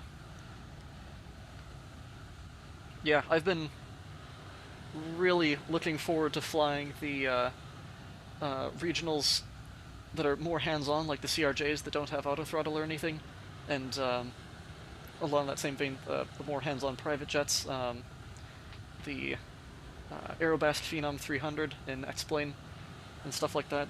The Microsoft Flight Sim Cessna CJ4 is a real joy to fly as well, so that might be fun for another quick hop at some point. Yeah, I'll figure it out. I've only done test streams so far in X-Plane, X-Plane 12, that is. I haven't tried Microsoft Flight Sim, and I'm really hoping that with the more resource-intensive graphics, it doesn't prove more difficult for streams. The problem as well is I do have performance issues sometimes with handcrafted airports, which is difficult because those are the only airports that look good. The default airports perform beautifully for frame rate, and they look disgusting. Oh my god. The default Newark is like the most abysmal travesty I have ever seen in a flight simulator. It's like the round satellite terminals on the south side. You know, those the classic Newark round ones there that are like those flat little discs in real life. They're like 10-story tall skyscrapers in the simulator. It is wild. So I've really been wanting to get the Javietsky Designs Newark ever since I saw it was announced. We've also heard that the performance isn't really that great, so it's going to be an interesting trade-off. I took off out of the FSDT Chicago last year, and I was getting like 10 to 15 frames per second at the terminal there. It was just abysmal. I cranked down all my settings and everything. I couldn't get it to run well. And a couple years ago, I flew into the default Asobo Dallas in a CRJ, and it froze for 7 minutes on ShortFinal. And then when it finally started going again, it was like not even 5 to 10 frames per second. That was the worst performance I have ever gotten in a flight simulator. I slammed that landing so hard because I literally could not control my aircraft at all. That was not fun. I flew out of there more recently, and I feel like the performance was better. Which I really hope it is, because it's like Dallas is a major CRJ hub for, well, it's not anymore now that they gave Mesa Airlines the boot, but it's still at least a CRJ-7 hub with SkyWest and all that. So it would be fun to fly into if it performs okay. So I'm going to have to give it a try again now that there's been some more performance improvements over the past year or so. So I haven't really flown it a whole lot recently because most of the aircraft are, like the CRJ and all that, are more hands-on, which I haven't really been able to fly through the school year as I'm trying to do homework and everything. Pretty much my go-to routine so far has been firing up a A321 Neo of some kind. It was just like the absolute bare minimum startup sequence. Just like all the automation going through everything, yeet myself off the runway, throw on the autopilot and roll out of there, and just do homework for 5 hours straight while it's going halfway across the country. Because I haven't really been able to do anything else. So the summer should hopefully be nice to enjoy a little bit more variety outside of that.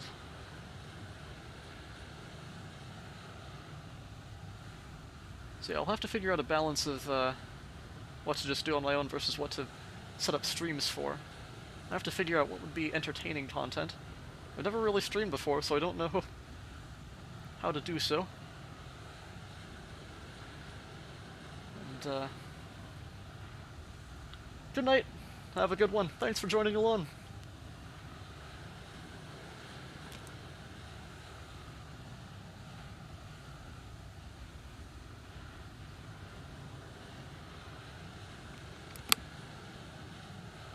Yeah, Newark is a pretty cool airport.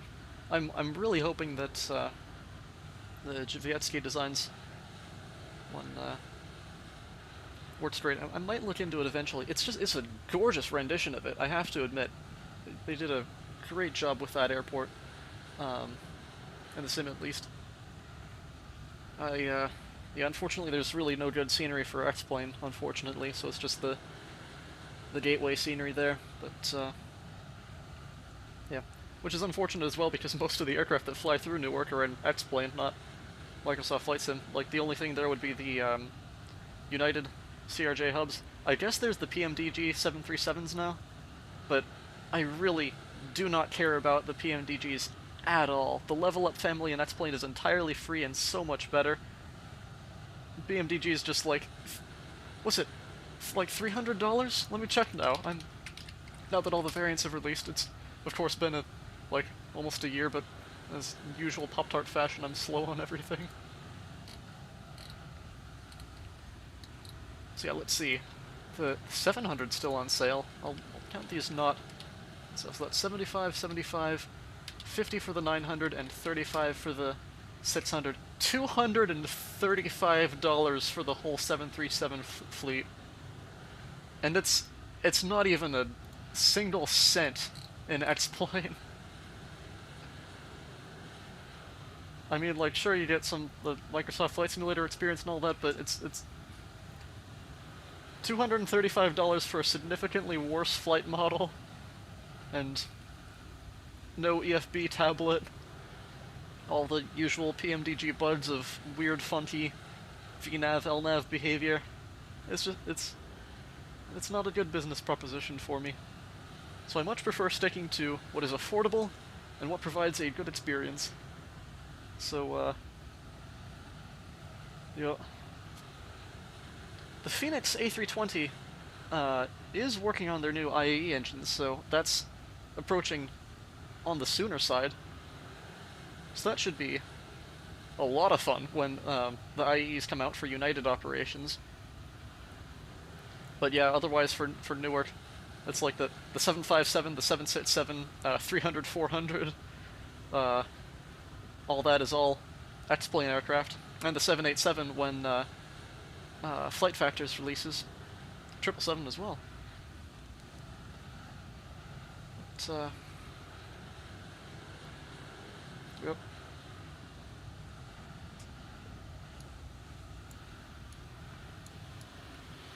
Beautiful mountain range down there.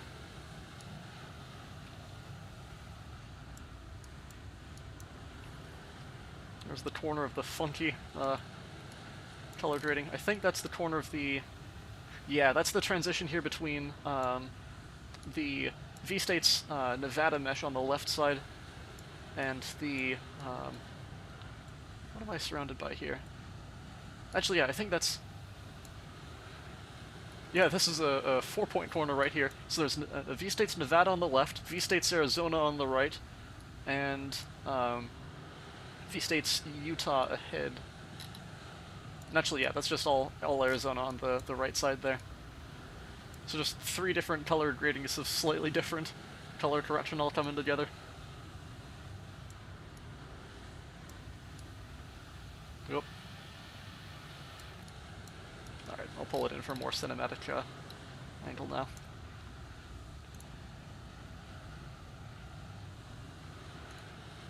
How are we doing on time?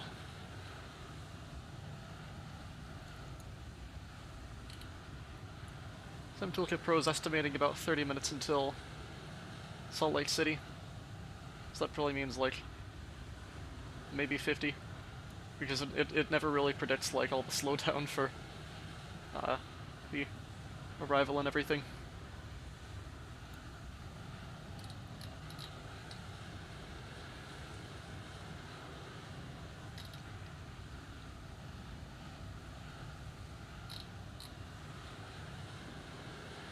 But yeah, so for streaming opportunities, yes, there's the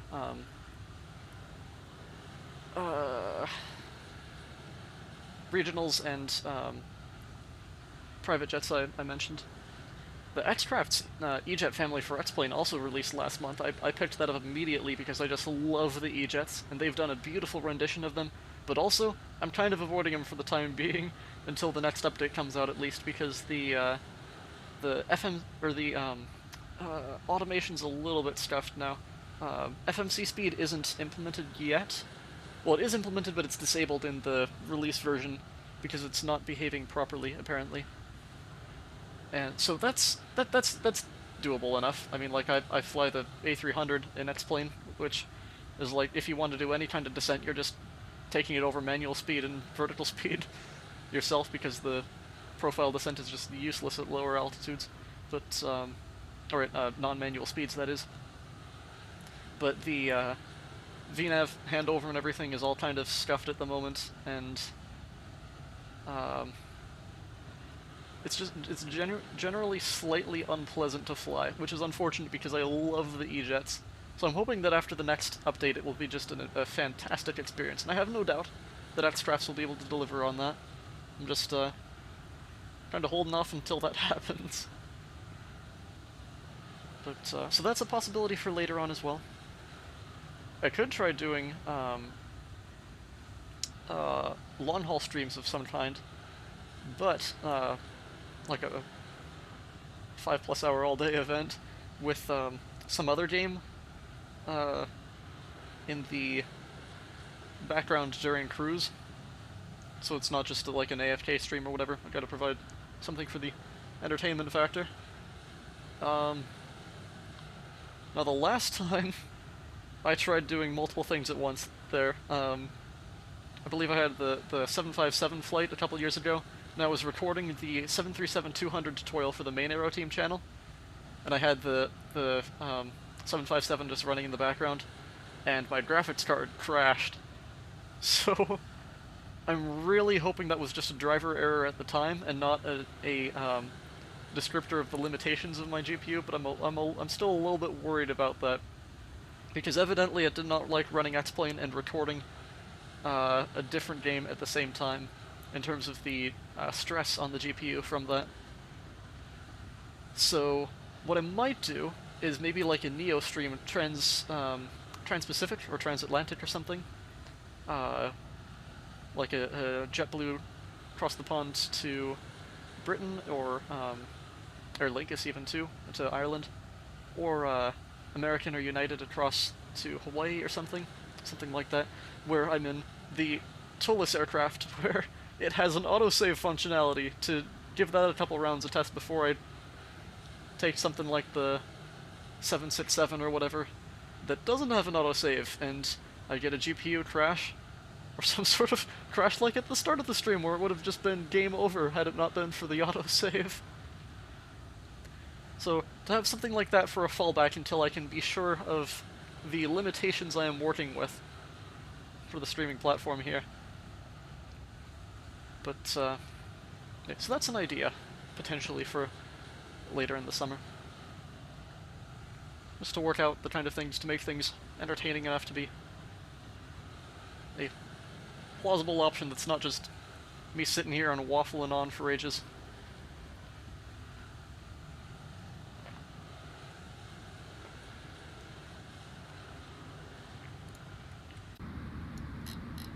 How are we doing here? Zoom that in a little bit now. 80 miles until top of descent. Oh, estimating 057 now for top descent, so we picked up 3 minutes across from winds, I suppose. That's nice. So that's 10 minutes out now for top of descent. Very good. Up here.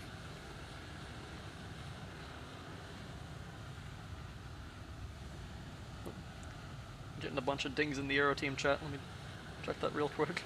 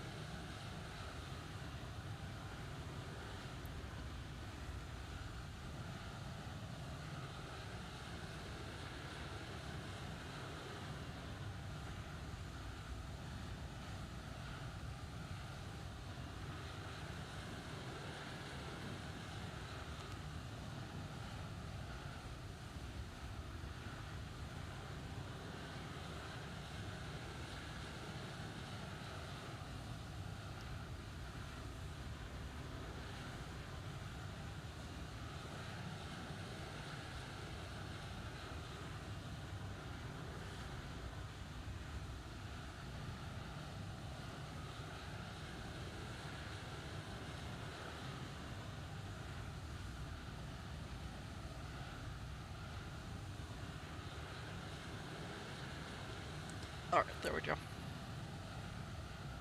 My apologies.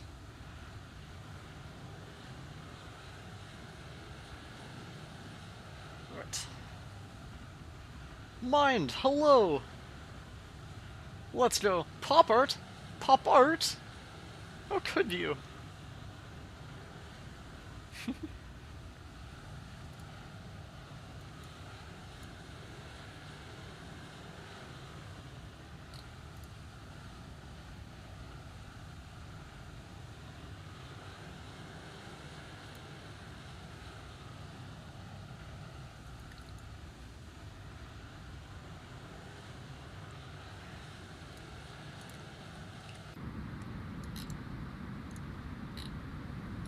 Have a look at where we are now. Apparently Cedar City should be just behind us here. Is it that? I don't know my Utah geography very well. I guess that's kind of the correct direction looking from the map here. Maybe out that way. I don't know. I can't tell. How we doing on this? Alright, top of descent's less than 10 minutes out here. I'll go ahead and plug in the arrival weather. So. Excuse me, my goodness. Sorry, I forgot to hit the mute on my microphone there.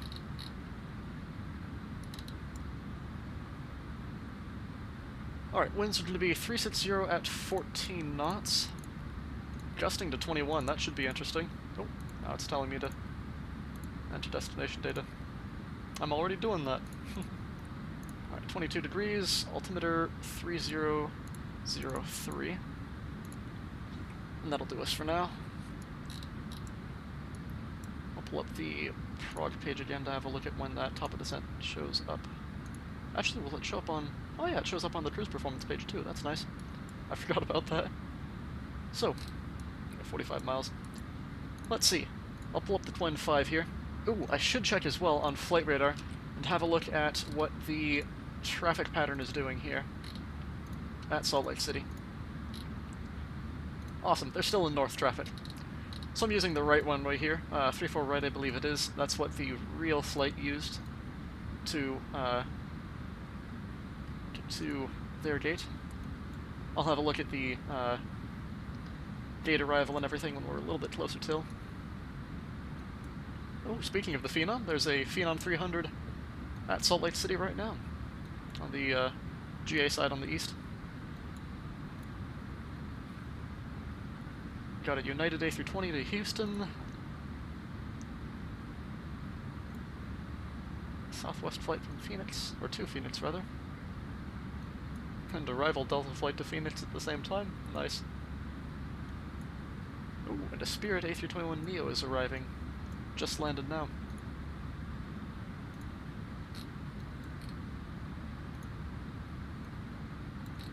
Very cool. Another Southwest 737-700 on approach from the south. Not too busy right there in the real world. Later in the evening.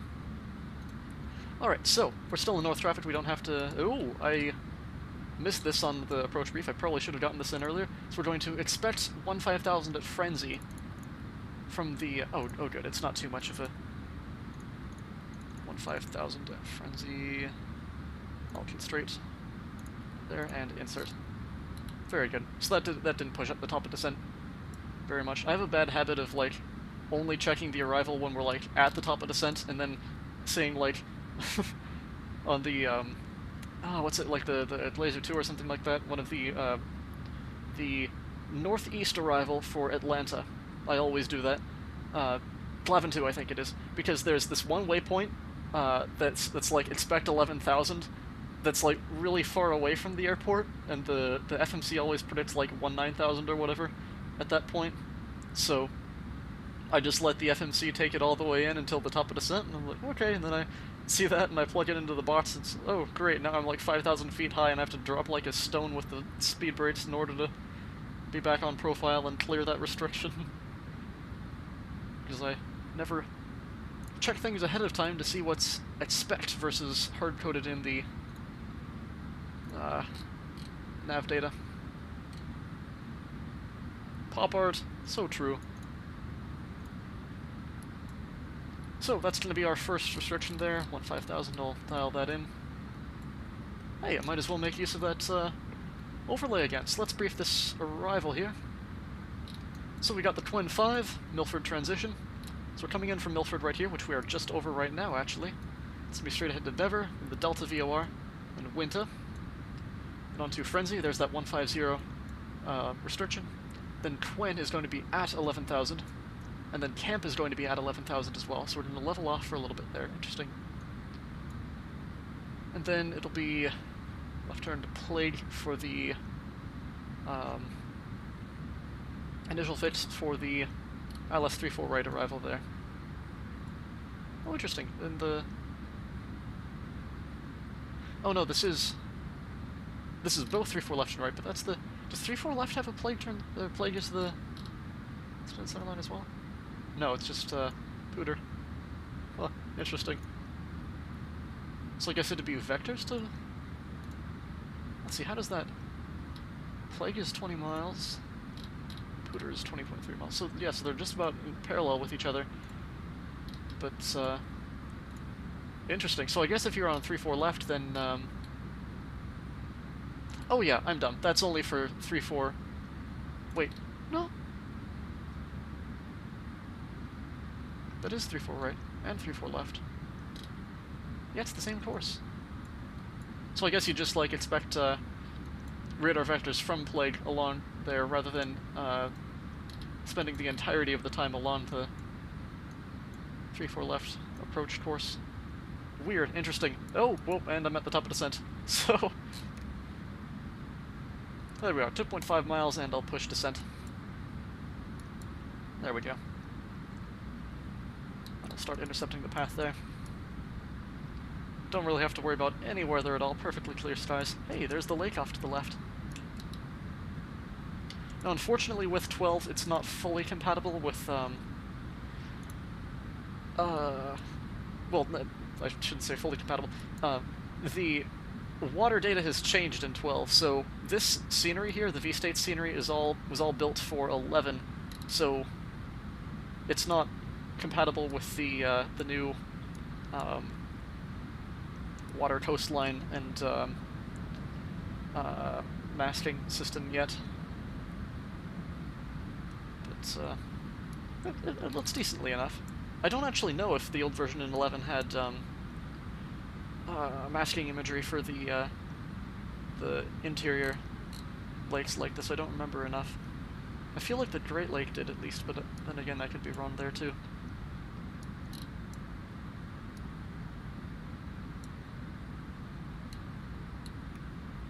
Alright, I'll pull up constraints on the maps again. Have a watch through all of this. Oops. Nice catch. There we go. I'll toggle the charts off.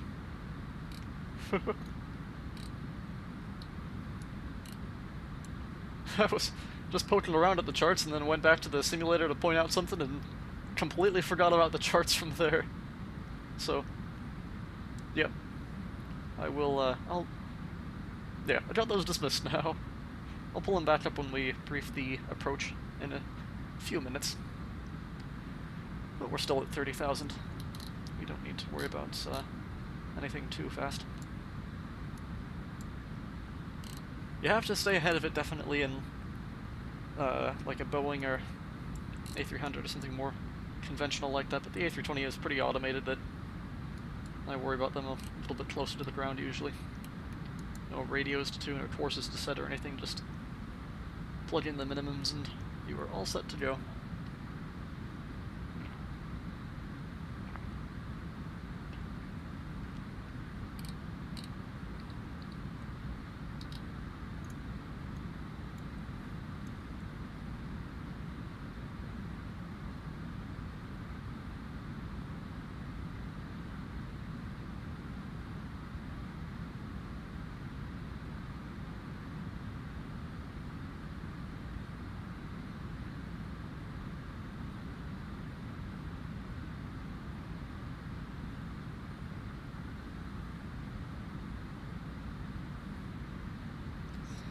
Alright.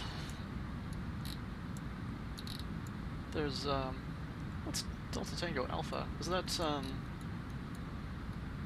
Delta VOR. That's right, I just, mentioned that earlier in the briefing, and immediately forgot about it. Then it's straight ahead to Winter afterwards. There we go. I suppose I can leave that on 80 miles now that we don't need the high precision anymore from when I was watching the top of descent. Some farm fields off to the left.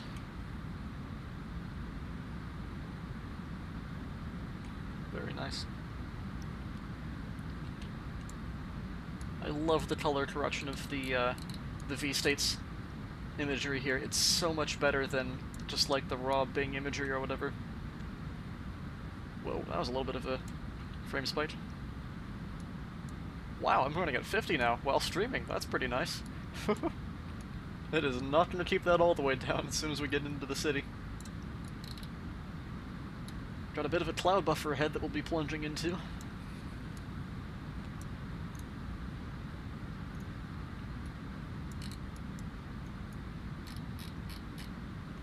Another look at the map here. Alright, so Provo's pretty much straight ahead here.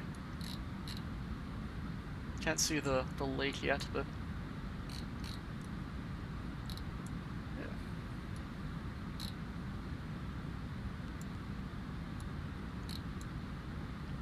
100 miles out from Salt Lake City. Alright, I suppose about now I can start worrying about what to do on the ground when we get there, and for the approach and all that. So I will pull up the flight radar page again for Delta 1483 here, and have a look at what they did upon landing in Salt Lake City. So, oh, whoa! They landed on the far right runway, the,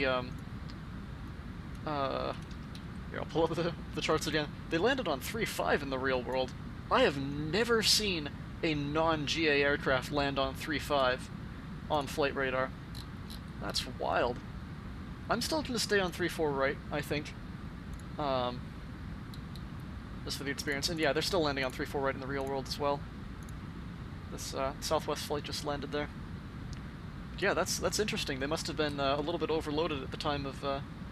That doesn't make sense, though, because that's like 10 o'clock at night? I wonder if that was like a rush of like the overnight flights, or not overnight, but long-haul flights coming in the evening. Interesting. I'll have to look at a replay of that to see what the rest of the airport was doing around then. But yes, so we are expecting gate Alpha 10. So upon landing here, let's see,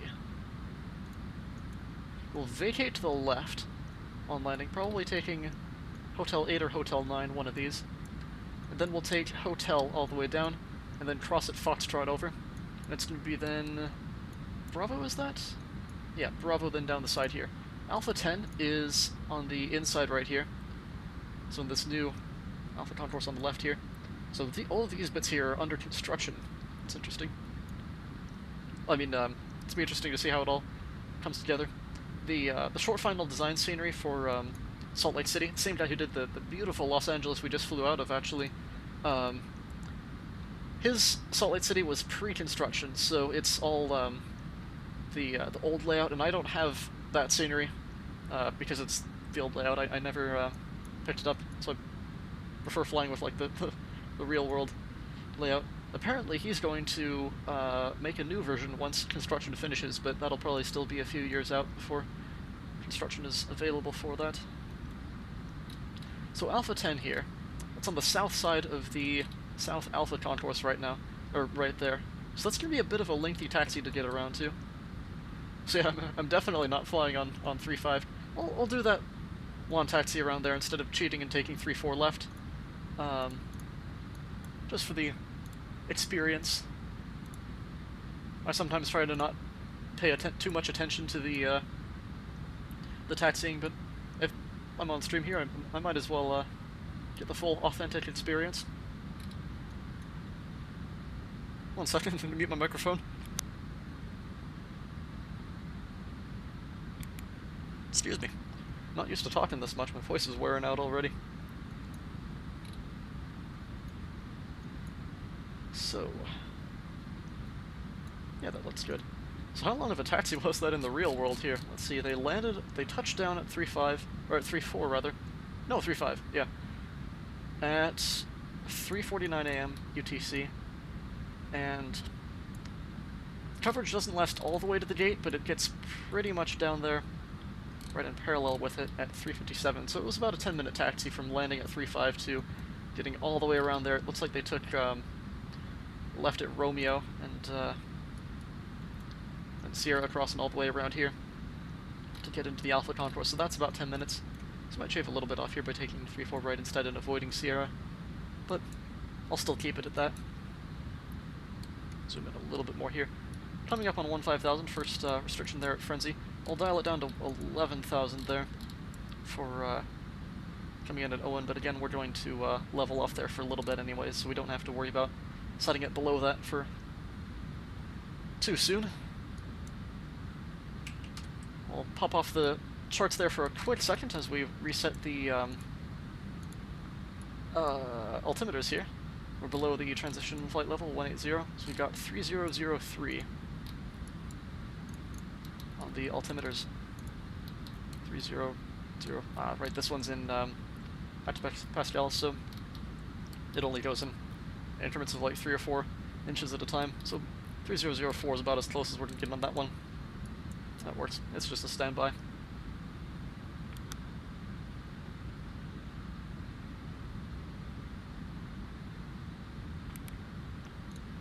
Alright. So, back to the taxi then. So yeah, we'll take Hotel 8 or Hotel 9 high-speed exits there, and then take Hotel straight down to Foxtrot. And Foxtrot will be left Bravo, and into the ramp here we'll take 1 west. Oh, that's weird, they're both labeled the same. Oh, I see, that's, is 1 west the ramp control? Oh, it is, interesting. Or no, maybe it's the section. I don't know how that's an interesting label style. I've never really seen that much before. But anyways, ramp 1 is where we'll be going in. So we'll take the north taxi lane, that's what it's called here. So we'll take the north taxi lane then into Alpha 10. Oh, and I'll crank up the, where is it, traffic global here a little bit. I'll get it on maybe like half density. Hopefully we won't run into any more issues with that there. That was really weird on departure out of Los Angeles there, where it just had an aircraft like stuck with its back end in the runway. That was ouch. And then of course as it was having to refresh all that, it was just tanking the frame rate. That was miserable. So I've never really had it do that before. I've seen aircraft get stuck in the ground for like maybe 2 seconds tops, but not like permanently into the point where it starts glitching out the frame rate. That was dreadfully unfortunate.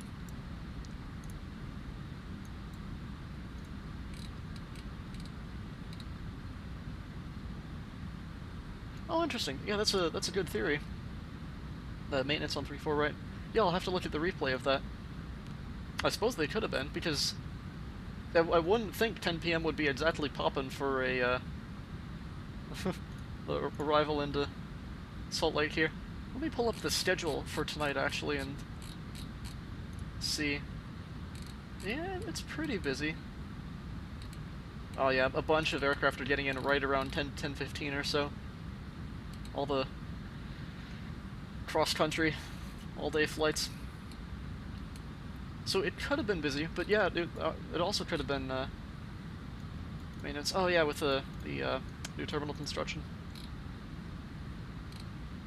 Yeah, I'll have to check the replay on that. That could be very interesting to investigate. Oh hey, there's that lake I was talking about with Provo.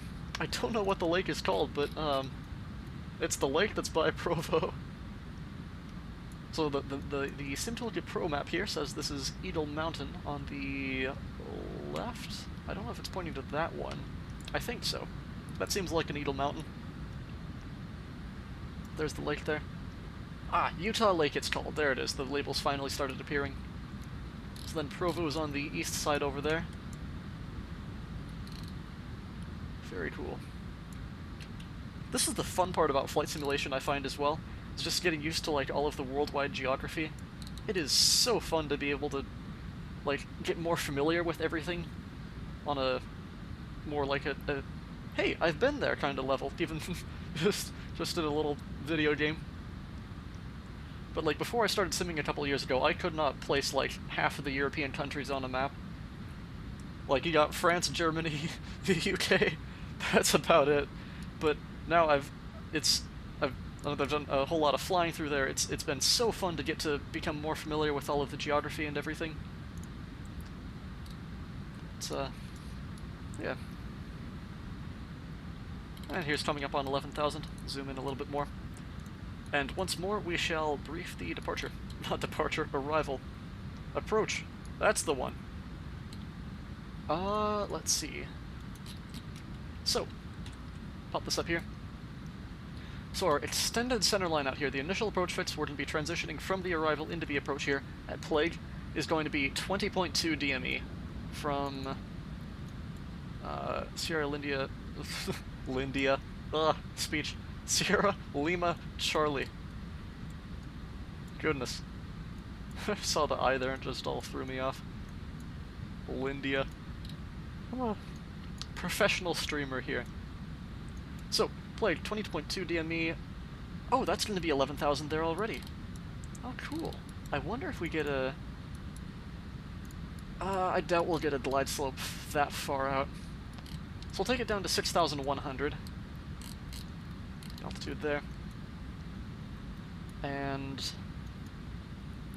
I'll just let descent take it from there once we get past the altitude restriction, and then... Whoa, whoa, whoa, whoa, whoa, whoa, whoa. No, don't do that.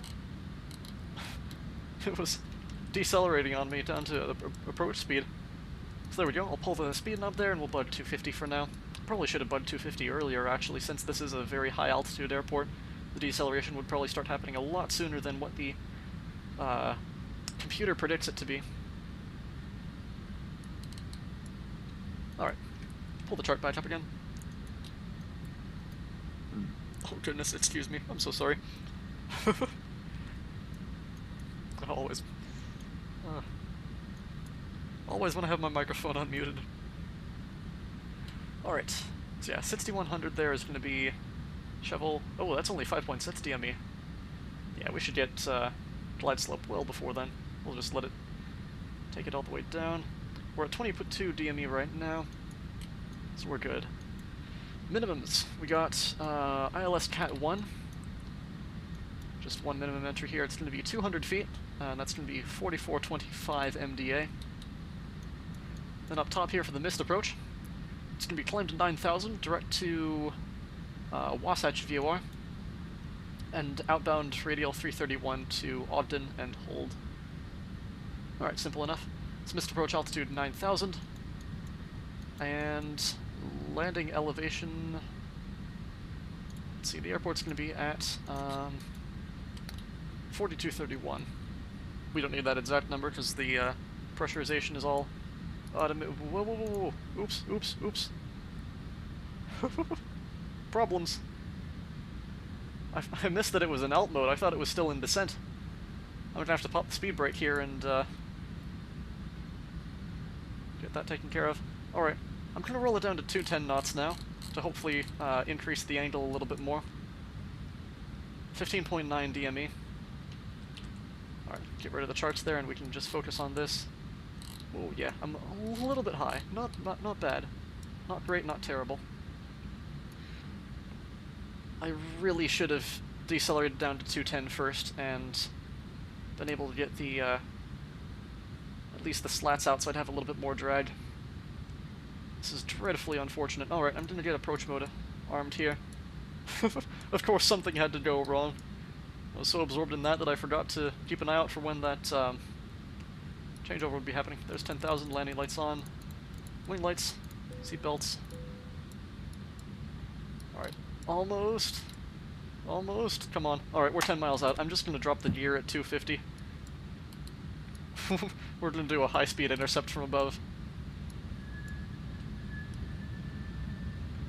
Alright, pull the speed brakes in a little bit more, get the tiger tail down, and flaps 1, or slats at least. Yeah, we're gonna be going straight from 250 to approach speed, that's funny. Ouch, I really messed that one up, didn't I? I'll try to be more on top of that in the future. See how it goes. Alright, there's 10 miles. Yeah, this is quite the intercept from above here. Yeah, so 3-4 right had to be out for maintenance because the, or 3-5? Yeah, 3-4 right, because the approach angle there for 3-5 is so shallow there that, oh, I can get a bit more speed brake out now that the slats are out. Come on, come on. Alright, I'm gonna go manual V-speed, 2,000 down. Yeah, you cannot do a simultaneous approach 3-4 right and 3-5 at the same time with that angle, so 3-4 right must have been out for construction and instead of having simultaneous. Yeah, true. Woo. Keeps me on my toes. Alright, 6100 isn't going to cut it. We're not going to intercept in time. I'm going to set... Let's see, we can take it down to 4900. 2,500. Alright, here comes flaps 2. That drag should help us out a little bit more in terms of getting down. Once we slow down too, the descent angle will really start shallowing out with the same vertical speed. So 2000. that should be of great help to hopefully intercept by time I have to disconnect the autopilot. I don't like this. I'm still 2 dots above the glide slope. Oh my goodness. Might have to go around. Wow, I just bodged this.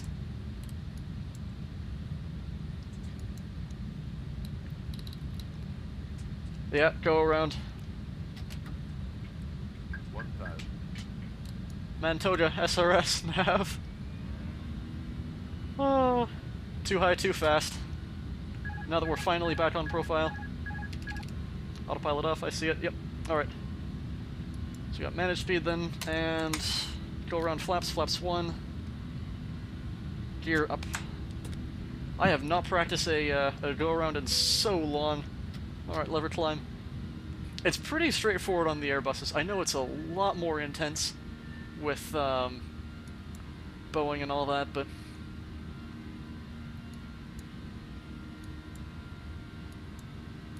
alright. Well, that was fun. Oh, I should probably get the audio up a little bit more. Alright. I'll give that another go and hope things work out a bit better this time. Oh my goodness. Alright. And since that was on approach and not out there anyways, I'll just, there's the S-speed, we'll go flaps clean. I'll grab the heading now and say we've been given a vector around 270. No, the thing I have to be careful with here, given myself vectors to screw around with, is the mountains there. So I'm going to pop on the terrain radar actually. So yeah, we got mountains on either side here. Peaks at 9,000. And here's Altstar. So yeah, our... Actually, I'm going to take it up to 11. Yeah, so the peaks along the mountain to the east there are at 9,000. There's 338. So 11 should take us clear. That's good. Actually, I'll swing this around to 210-ish. Oh, this is quite embarrassing. So yeah, I imagine in the real world we would have been given explicit speed instructions by air traffic control to much better comply with that descent through, so we'd be slow when we're supposed to.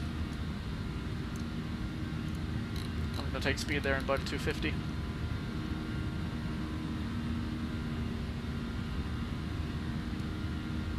Above 10,000, but I don't know what the procedures are for that with like high elevation airports here where it's like only 6,000 AGL. I'm gonna kind of do what I usually do with like this in Denver and a couple others where I just leave landing lights on like around 1,500 or so. But yep. Alright, get the autopilot in there. Well, of course, something had to go wrong. There's the airport we would have been at if I had known what to anticipate with the decelerations there. I was lured into a false sense of comfort by that 11,000 altitude, even though the airport's at 5,000, so it was a lot closer than I thought it was, and I had myself too fast with that. Oh god, I've still got the speed brakes out. Very competent pilot here. Oh.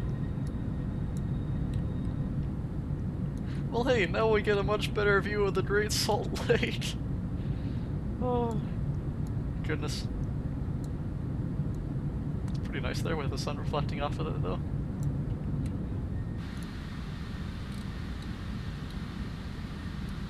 Alright. And I'll ease into a downwind heading here.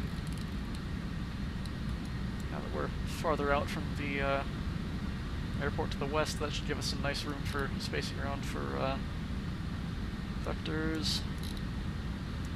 Alright, so we're going to go around here. We'll have to reactivate approach when we're able, so I'll have to keep that in mind. Alright. So we'll want to be at 210 at Plague, no question about it. And then definitely be on the lookout for that early descent before we capture the glide slope. So actually, let me check here.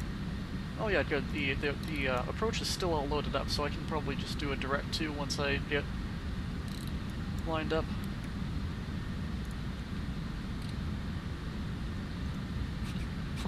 Thank you. I appreciate it. Oh, goodness.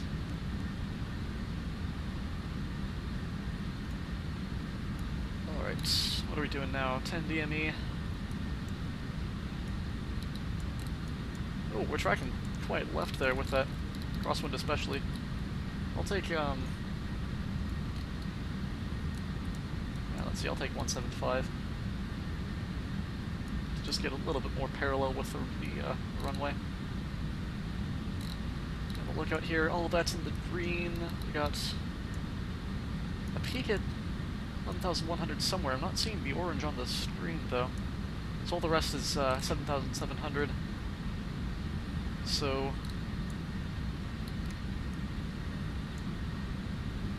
yeah, there it is off to the side there. Oh, we got visual. I'm a lot less worried with this than with a zero visibility operation in Salt Lake City here. God, I'd imagine that'd be just something different for sure.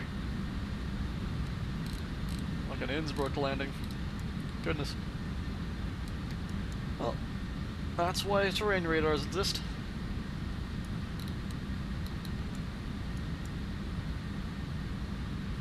Alright, I'll wrap around the plate here, and actually, I'll take it down to 10,000 to intercepted LG, so I'll take that about 800 feet per minute down.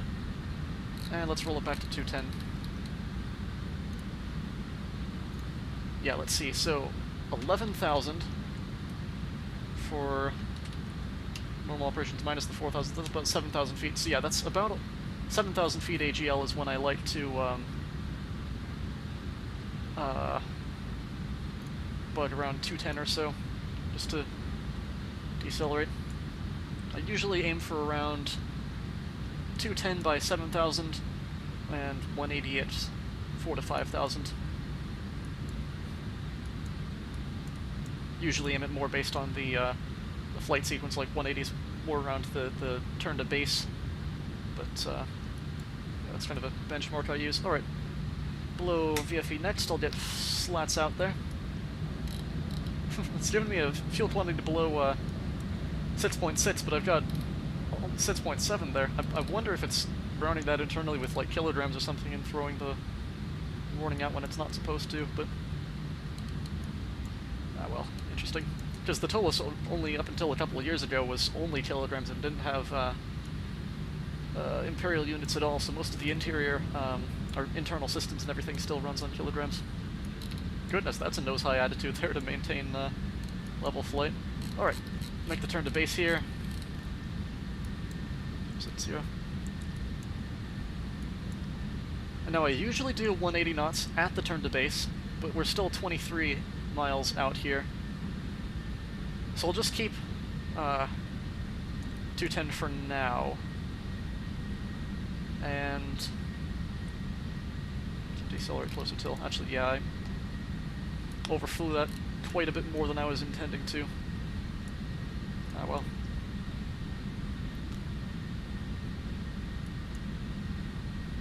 Alright. Yeah, I'm going to be lining up pretty much solidly with Plague here, which is at 11,000. So I'll shallow that off a little bit more here so I come kind of more intercept direct into algae rather than intercepting Plague with that 11K restriction. This is the fun part about operating without air traffic controls. You just kind of have to make stuff up on the fly to what would kind of make sense for these kinds of instructions. I'll take a 030 intercept. And let's see, 030, final approach course is 344. So I might want a little bit more shallow intercept angle once we get closer till. Actually, yeah, I'll take a 020 intercept angle, and that should be about 30 degrees intercept. Will be just fine for localizer intercept. And soon here we should be getting glide slope indications. So it wasn't quite at plate, but it was a little bit afterwards that we finally got glide slope readings from the ILS. Into the channel here I can get terrain off now.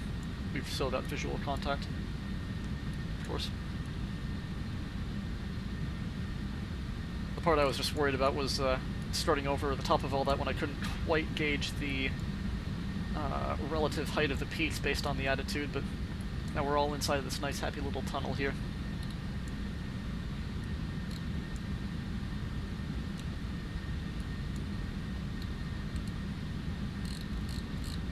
And let's vector.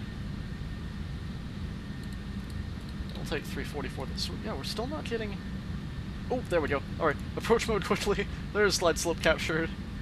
Awesome. Now I'll roll it back to 180 knots. And we'll go flaps 2.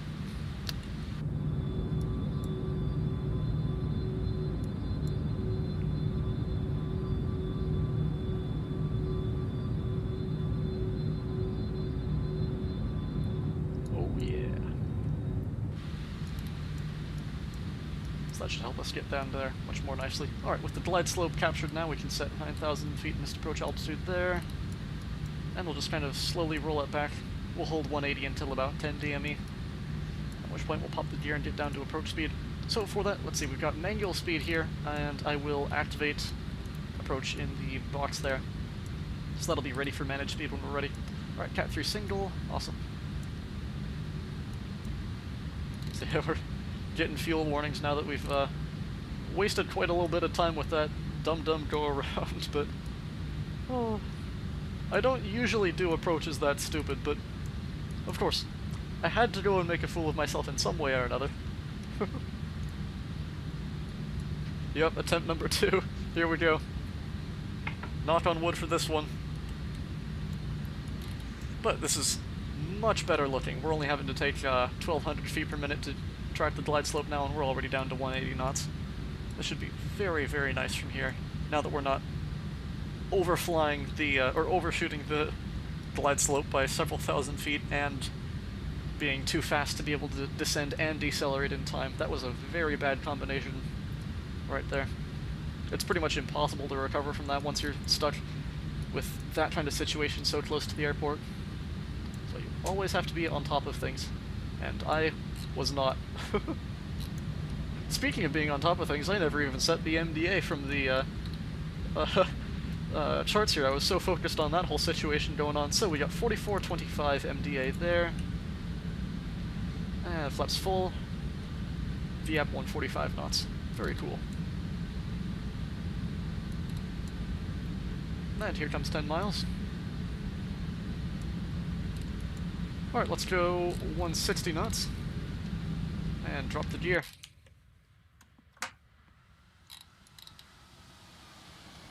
Nope. I didn't hit the lever. My spring-loaded gear lever. I gave it a punch and it snapped right back to the up position because I was watching the camera here trying to get that set up. I didn't hit the gear down all the way in time. Ah well. There we go. And we'll go flaps 3.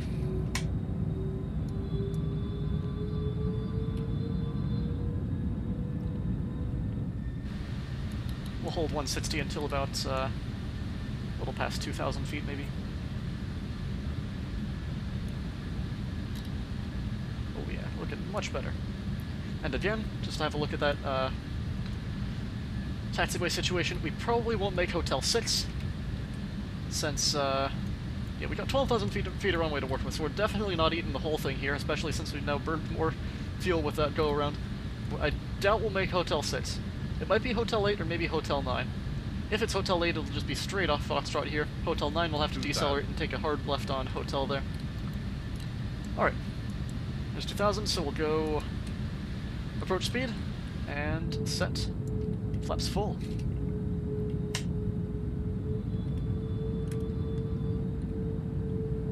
Awesome.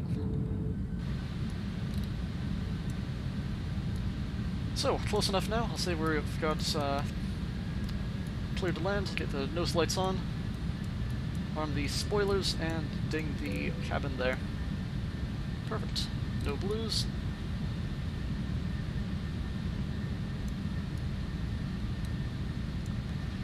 And here's coming up now. So at 1,000 feet, I'll disconnect the autopilot and take over manual control. With the Airbuses here, I pretty much always just leave the auto throttle in until idle. Because I'm pretty sure that's mostly how it's done in the real world. Or with Boeings, I like to get the auto throttle out usually and just take manual control. But I don't know. Airbus has the auto throttle here. It's more integrated, I suppose. So that's kind of what I usually do. Now, this landing could go one of two ways. It could either be buttery smooth or an absolute travesty. Just 2 days ago, I landed an A321 in Phoenix and had like the most beautiful landing I have ever done in my life. That flare-out was so smooth to touchdown. That was fun. Alright, so got the flight director out here, my aircraft, and track FPA. There we go. So it could either be that, or I could screw up the flare and just absolutely smash it. So, along with the theme of making a fool of myself, it could be either of those things here. Wind's pretty smooth here, actually. It's just steady 14. The weather report earlier was saying, like, gusting 25, but a little bit high on the ILS profile there. I'll push it down a little bit. Wiggle my ray around here. There we go. Just hold it right there. 300. To the left a little bit. 100 above. Oop. Low on the profile now. 200. Just going visual now. I'm going for that aiming point. Minimum. Continue. 100. 50. 40. 30. 20. Retard. 10. 5.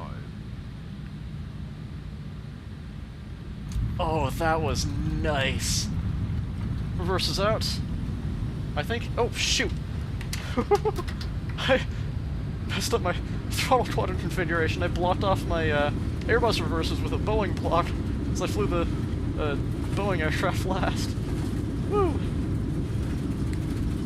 There we go. And I forgot to set the auto brakes. Oh, wow. Okay, there's blowing past Hotel 9. Manual braking. Oh. I had to make a fool of myself. If it wasn't with the flare, it was with the... Oh, after touchdown. Alright. Reverse is stowed. Why isn't my throttle ever going into the reverse position? Alright.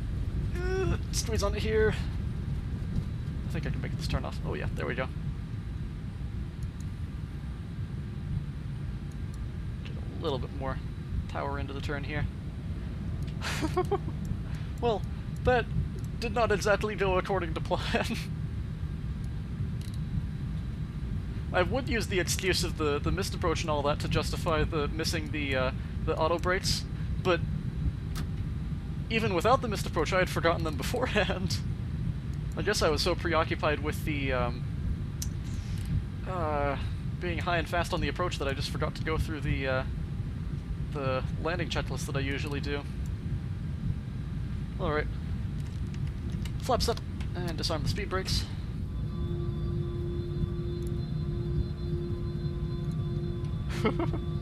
Thanks for the claps.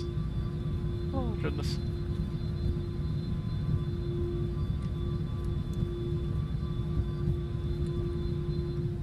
There we go. Oops.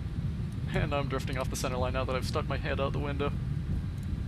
Alright, so, get the strobe lights off now, turn-offs off, landing lights off, nose to taxi, and wing lights off. Stop the clock. Let's see, where are we about? We're still in line with the north maintenance hangars here.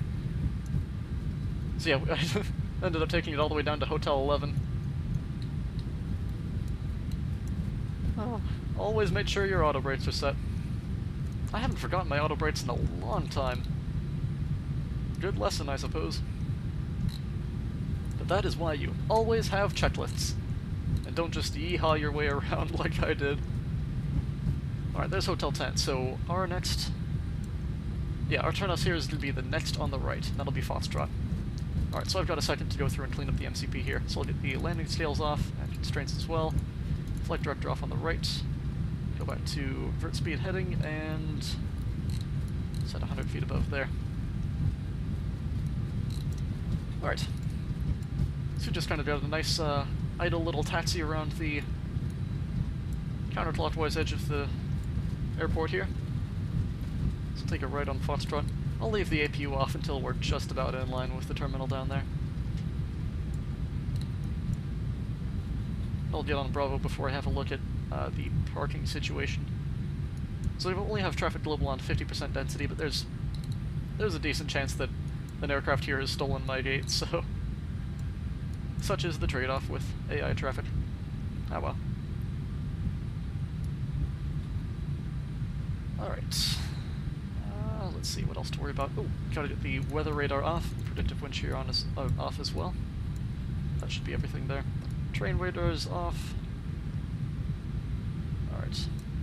We get a little bit more power into this taxi here. We can take this one at a bit of a higher speed.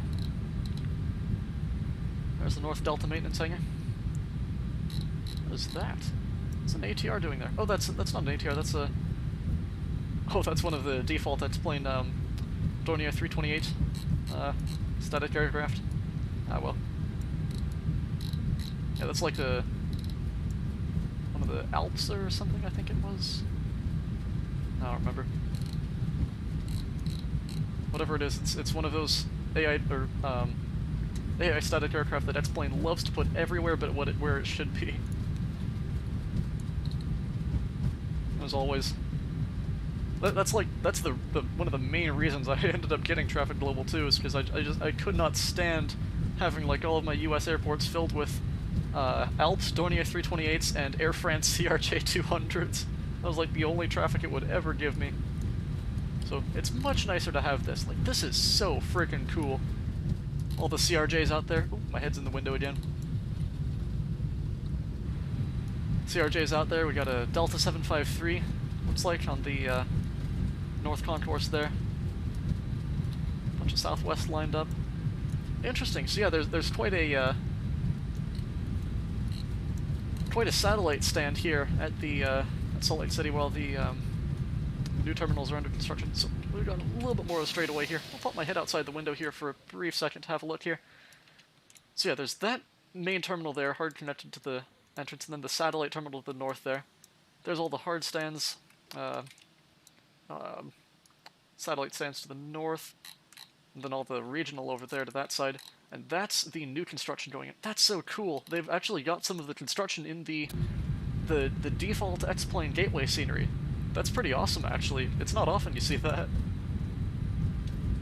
Alright, I'm going to concentrate here until we get on the next straight away. Start rolling it down to about 10 knots or so for that left-hand turn. So there's Foxtrot 4. So it's not the next one, but the second left here will be us onto... Oh, no, we're taking Bravo, so it's going to be the next left right here onto Foxtrot... Or, not Foxtrot, onto Bravo. We're on Foxtrot. Whoops. Alright, and here's Bravo.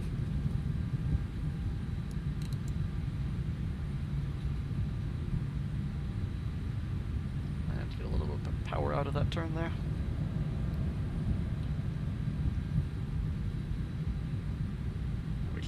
Speed this one up a little bit.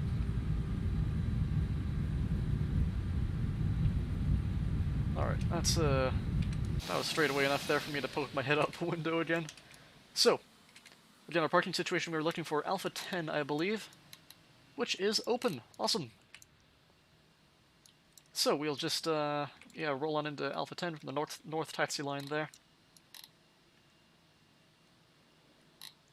Excuse me? Huh? A Swiss A220? I think not.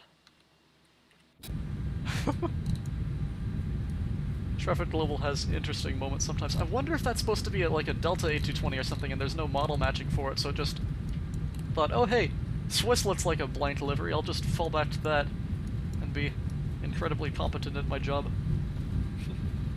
Ah well. Now I'm wondering by the weird mix of Southwest and Delta here, I think, yeah, there's another Swiss A220, so that must just be trying to do a Delta A220 or something, but it doesn't have the livery for it.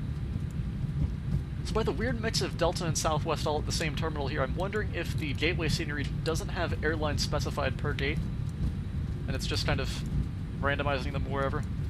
But I don't know how they do it at the real temporary construction. Jay, hello. Oh, right, Steve, other Jay. How's it going? Good to see you. All right, and there's the North Taxi line. Ooh, gotta get the APU on fast. Here we go. Took that turned a little bit fast, but I will. Get the power off for that one there. So we'll just roll nicely in here. Again, Alpha 10, so... Pulling the parking gate charts here. There's Alpha 4. It's just a few more continuing down here. God, this is so cool. This is so much better than the old layout of Salt Lake City back in the 11 era. Ooh, hello. Southwest taking off. Beautiful. Beautiful. Alpha 6. Interesting, so that must be constructional on the side there for a ramp of some kind. I wonder if that's for like a inter-concourse tram connection or something. Alright, flap open, I'll get the APU started.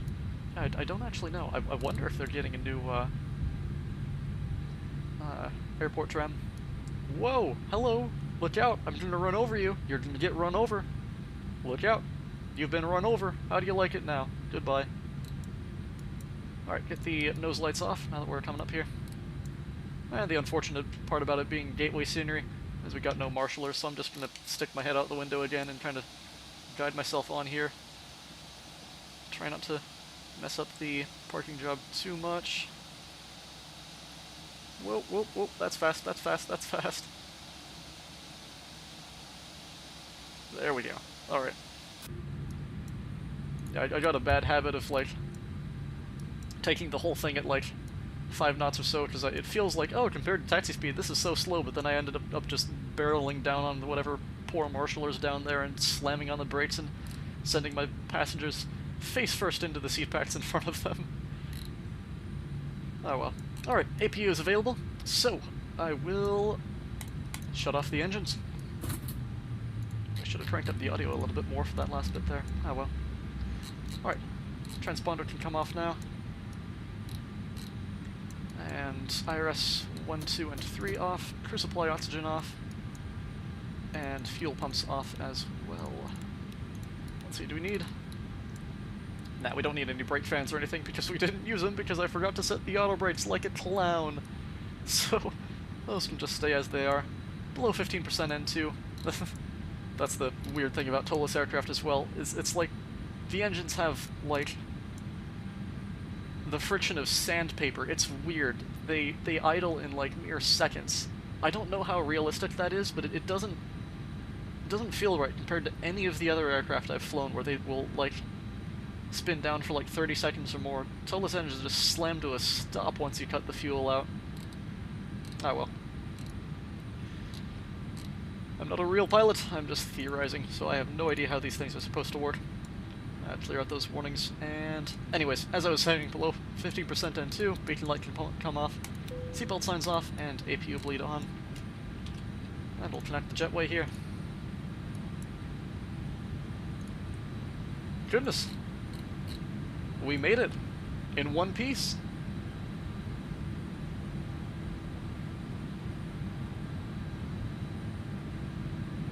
Ah, moving walkway. Interesting. Yeah, I'll have to look into the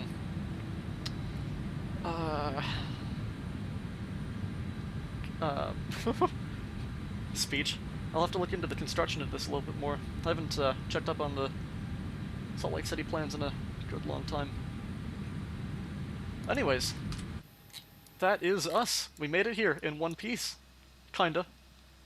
Apart from the 3 major incidents along the way, but we did it. First live stream on the gaming channel. My first live stream since I was like 12. And, oh, excuse me. My goodness. Anyways, dare I try to do a replay? X-Plane 12 always has issues with replays where it just crashes to desktop, so I suppose... yeah, I'll give it a shot here. We've already crashed the stream once, what worse can happen?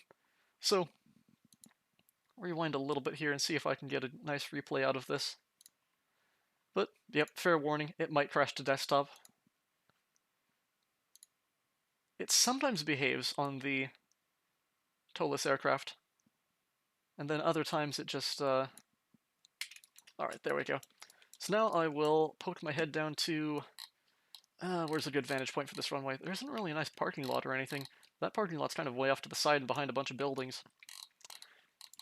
Usually, when I set up, like, plane spotting landing views, I like to get a, some sort of, like, real-life plane spotting vantage point, but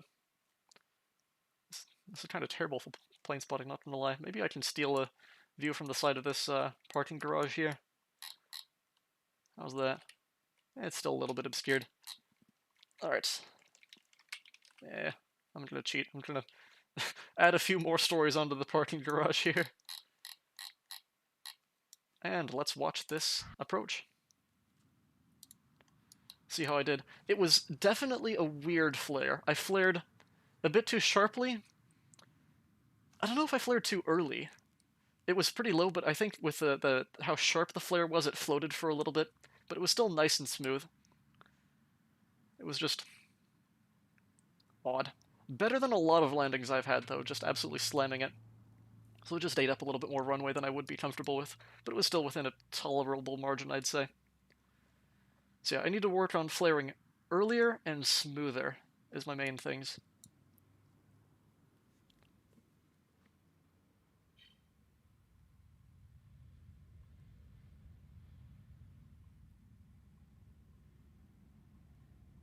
Oh, that was pretty nice, actually, I'm not gonna lie. I will take that. I will absolutely take that. I missed where it was in the touchdown zone, though, if it was within the touchdown zone. And right around there's where I realized that my hardware was messed up, and I had to fix my thrust reversers, and then the auto brakes weren't going, and I just coasted on down the ice rink. Yeah, I'm gonna give that another replay here to check how that fit in the touchdown zone. Because yeah, I was a little bit low on the profile at the end there, and then I floated it a while. Right there. Free cam it there. How far...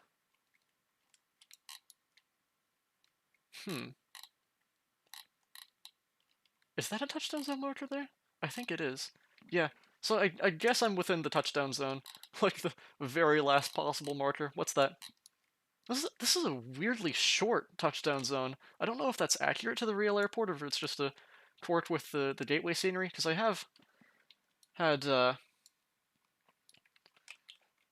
interesting issues with ground markings at many gateway airports before where there's just like nothing in sight. But yeah, that's only... What, there's the aiming point, and there's a 1,000-footer, 2,000-footer.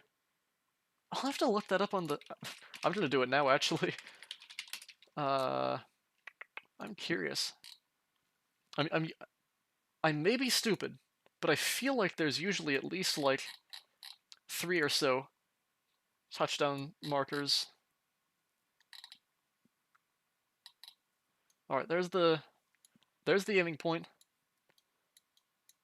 Oh yeah, there's 4 touchdown markers in the real world. So there's 2 of those double lines, and then 2 of the single lines. So that one there should be a double line for the 2,000-footer, and then 2 more... Not 1,000-footer. Is that? Yeah, I guess that's about 1,000 feet. Let me check. Oh, 500-footers it is in the real world, I see. I'm still not entirely brushed up on my touchdown zone knowledge, but, ah well. So I'll just use a real-world point of reference for that, so that's about in line with the north hangar right there.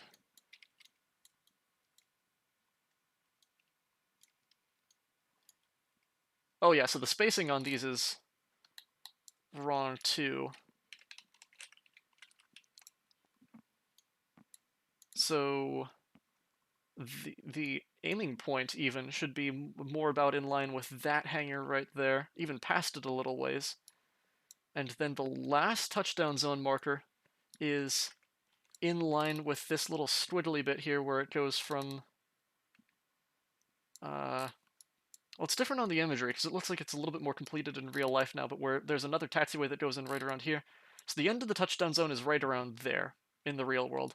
So I floated it a wee bit too long for my comfort, but it was still perfectly within margins. So that's good to know. Yeah, I wonder what's up with that with the gateway scenery. It can be interesting sometimes, to say the least. Alright, I'll squeeze one more replay out of that if I can. Let's take the left wing right here.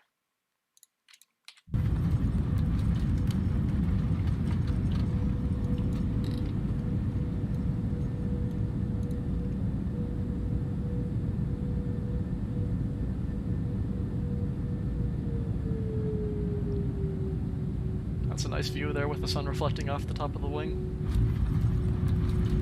Oh yeah. Very cool. Ah, and I see that overpass now on the Google Maps imagery. So that's a just a road elevated on-ramp there to connect up with the terminal loading zone, it looks like. Interesting. Well, I think that about does it there. I'll exit the replay mode now. So, thank you very much for joining me along this wild adventure of a first flight. And, yeah, stay tuned to the Aeroteam Gaming channel for more epic gaming content. I don't really know what else to say. Yeah. Thanks for watching. Have a good one. I'll see you next time.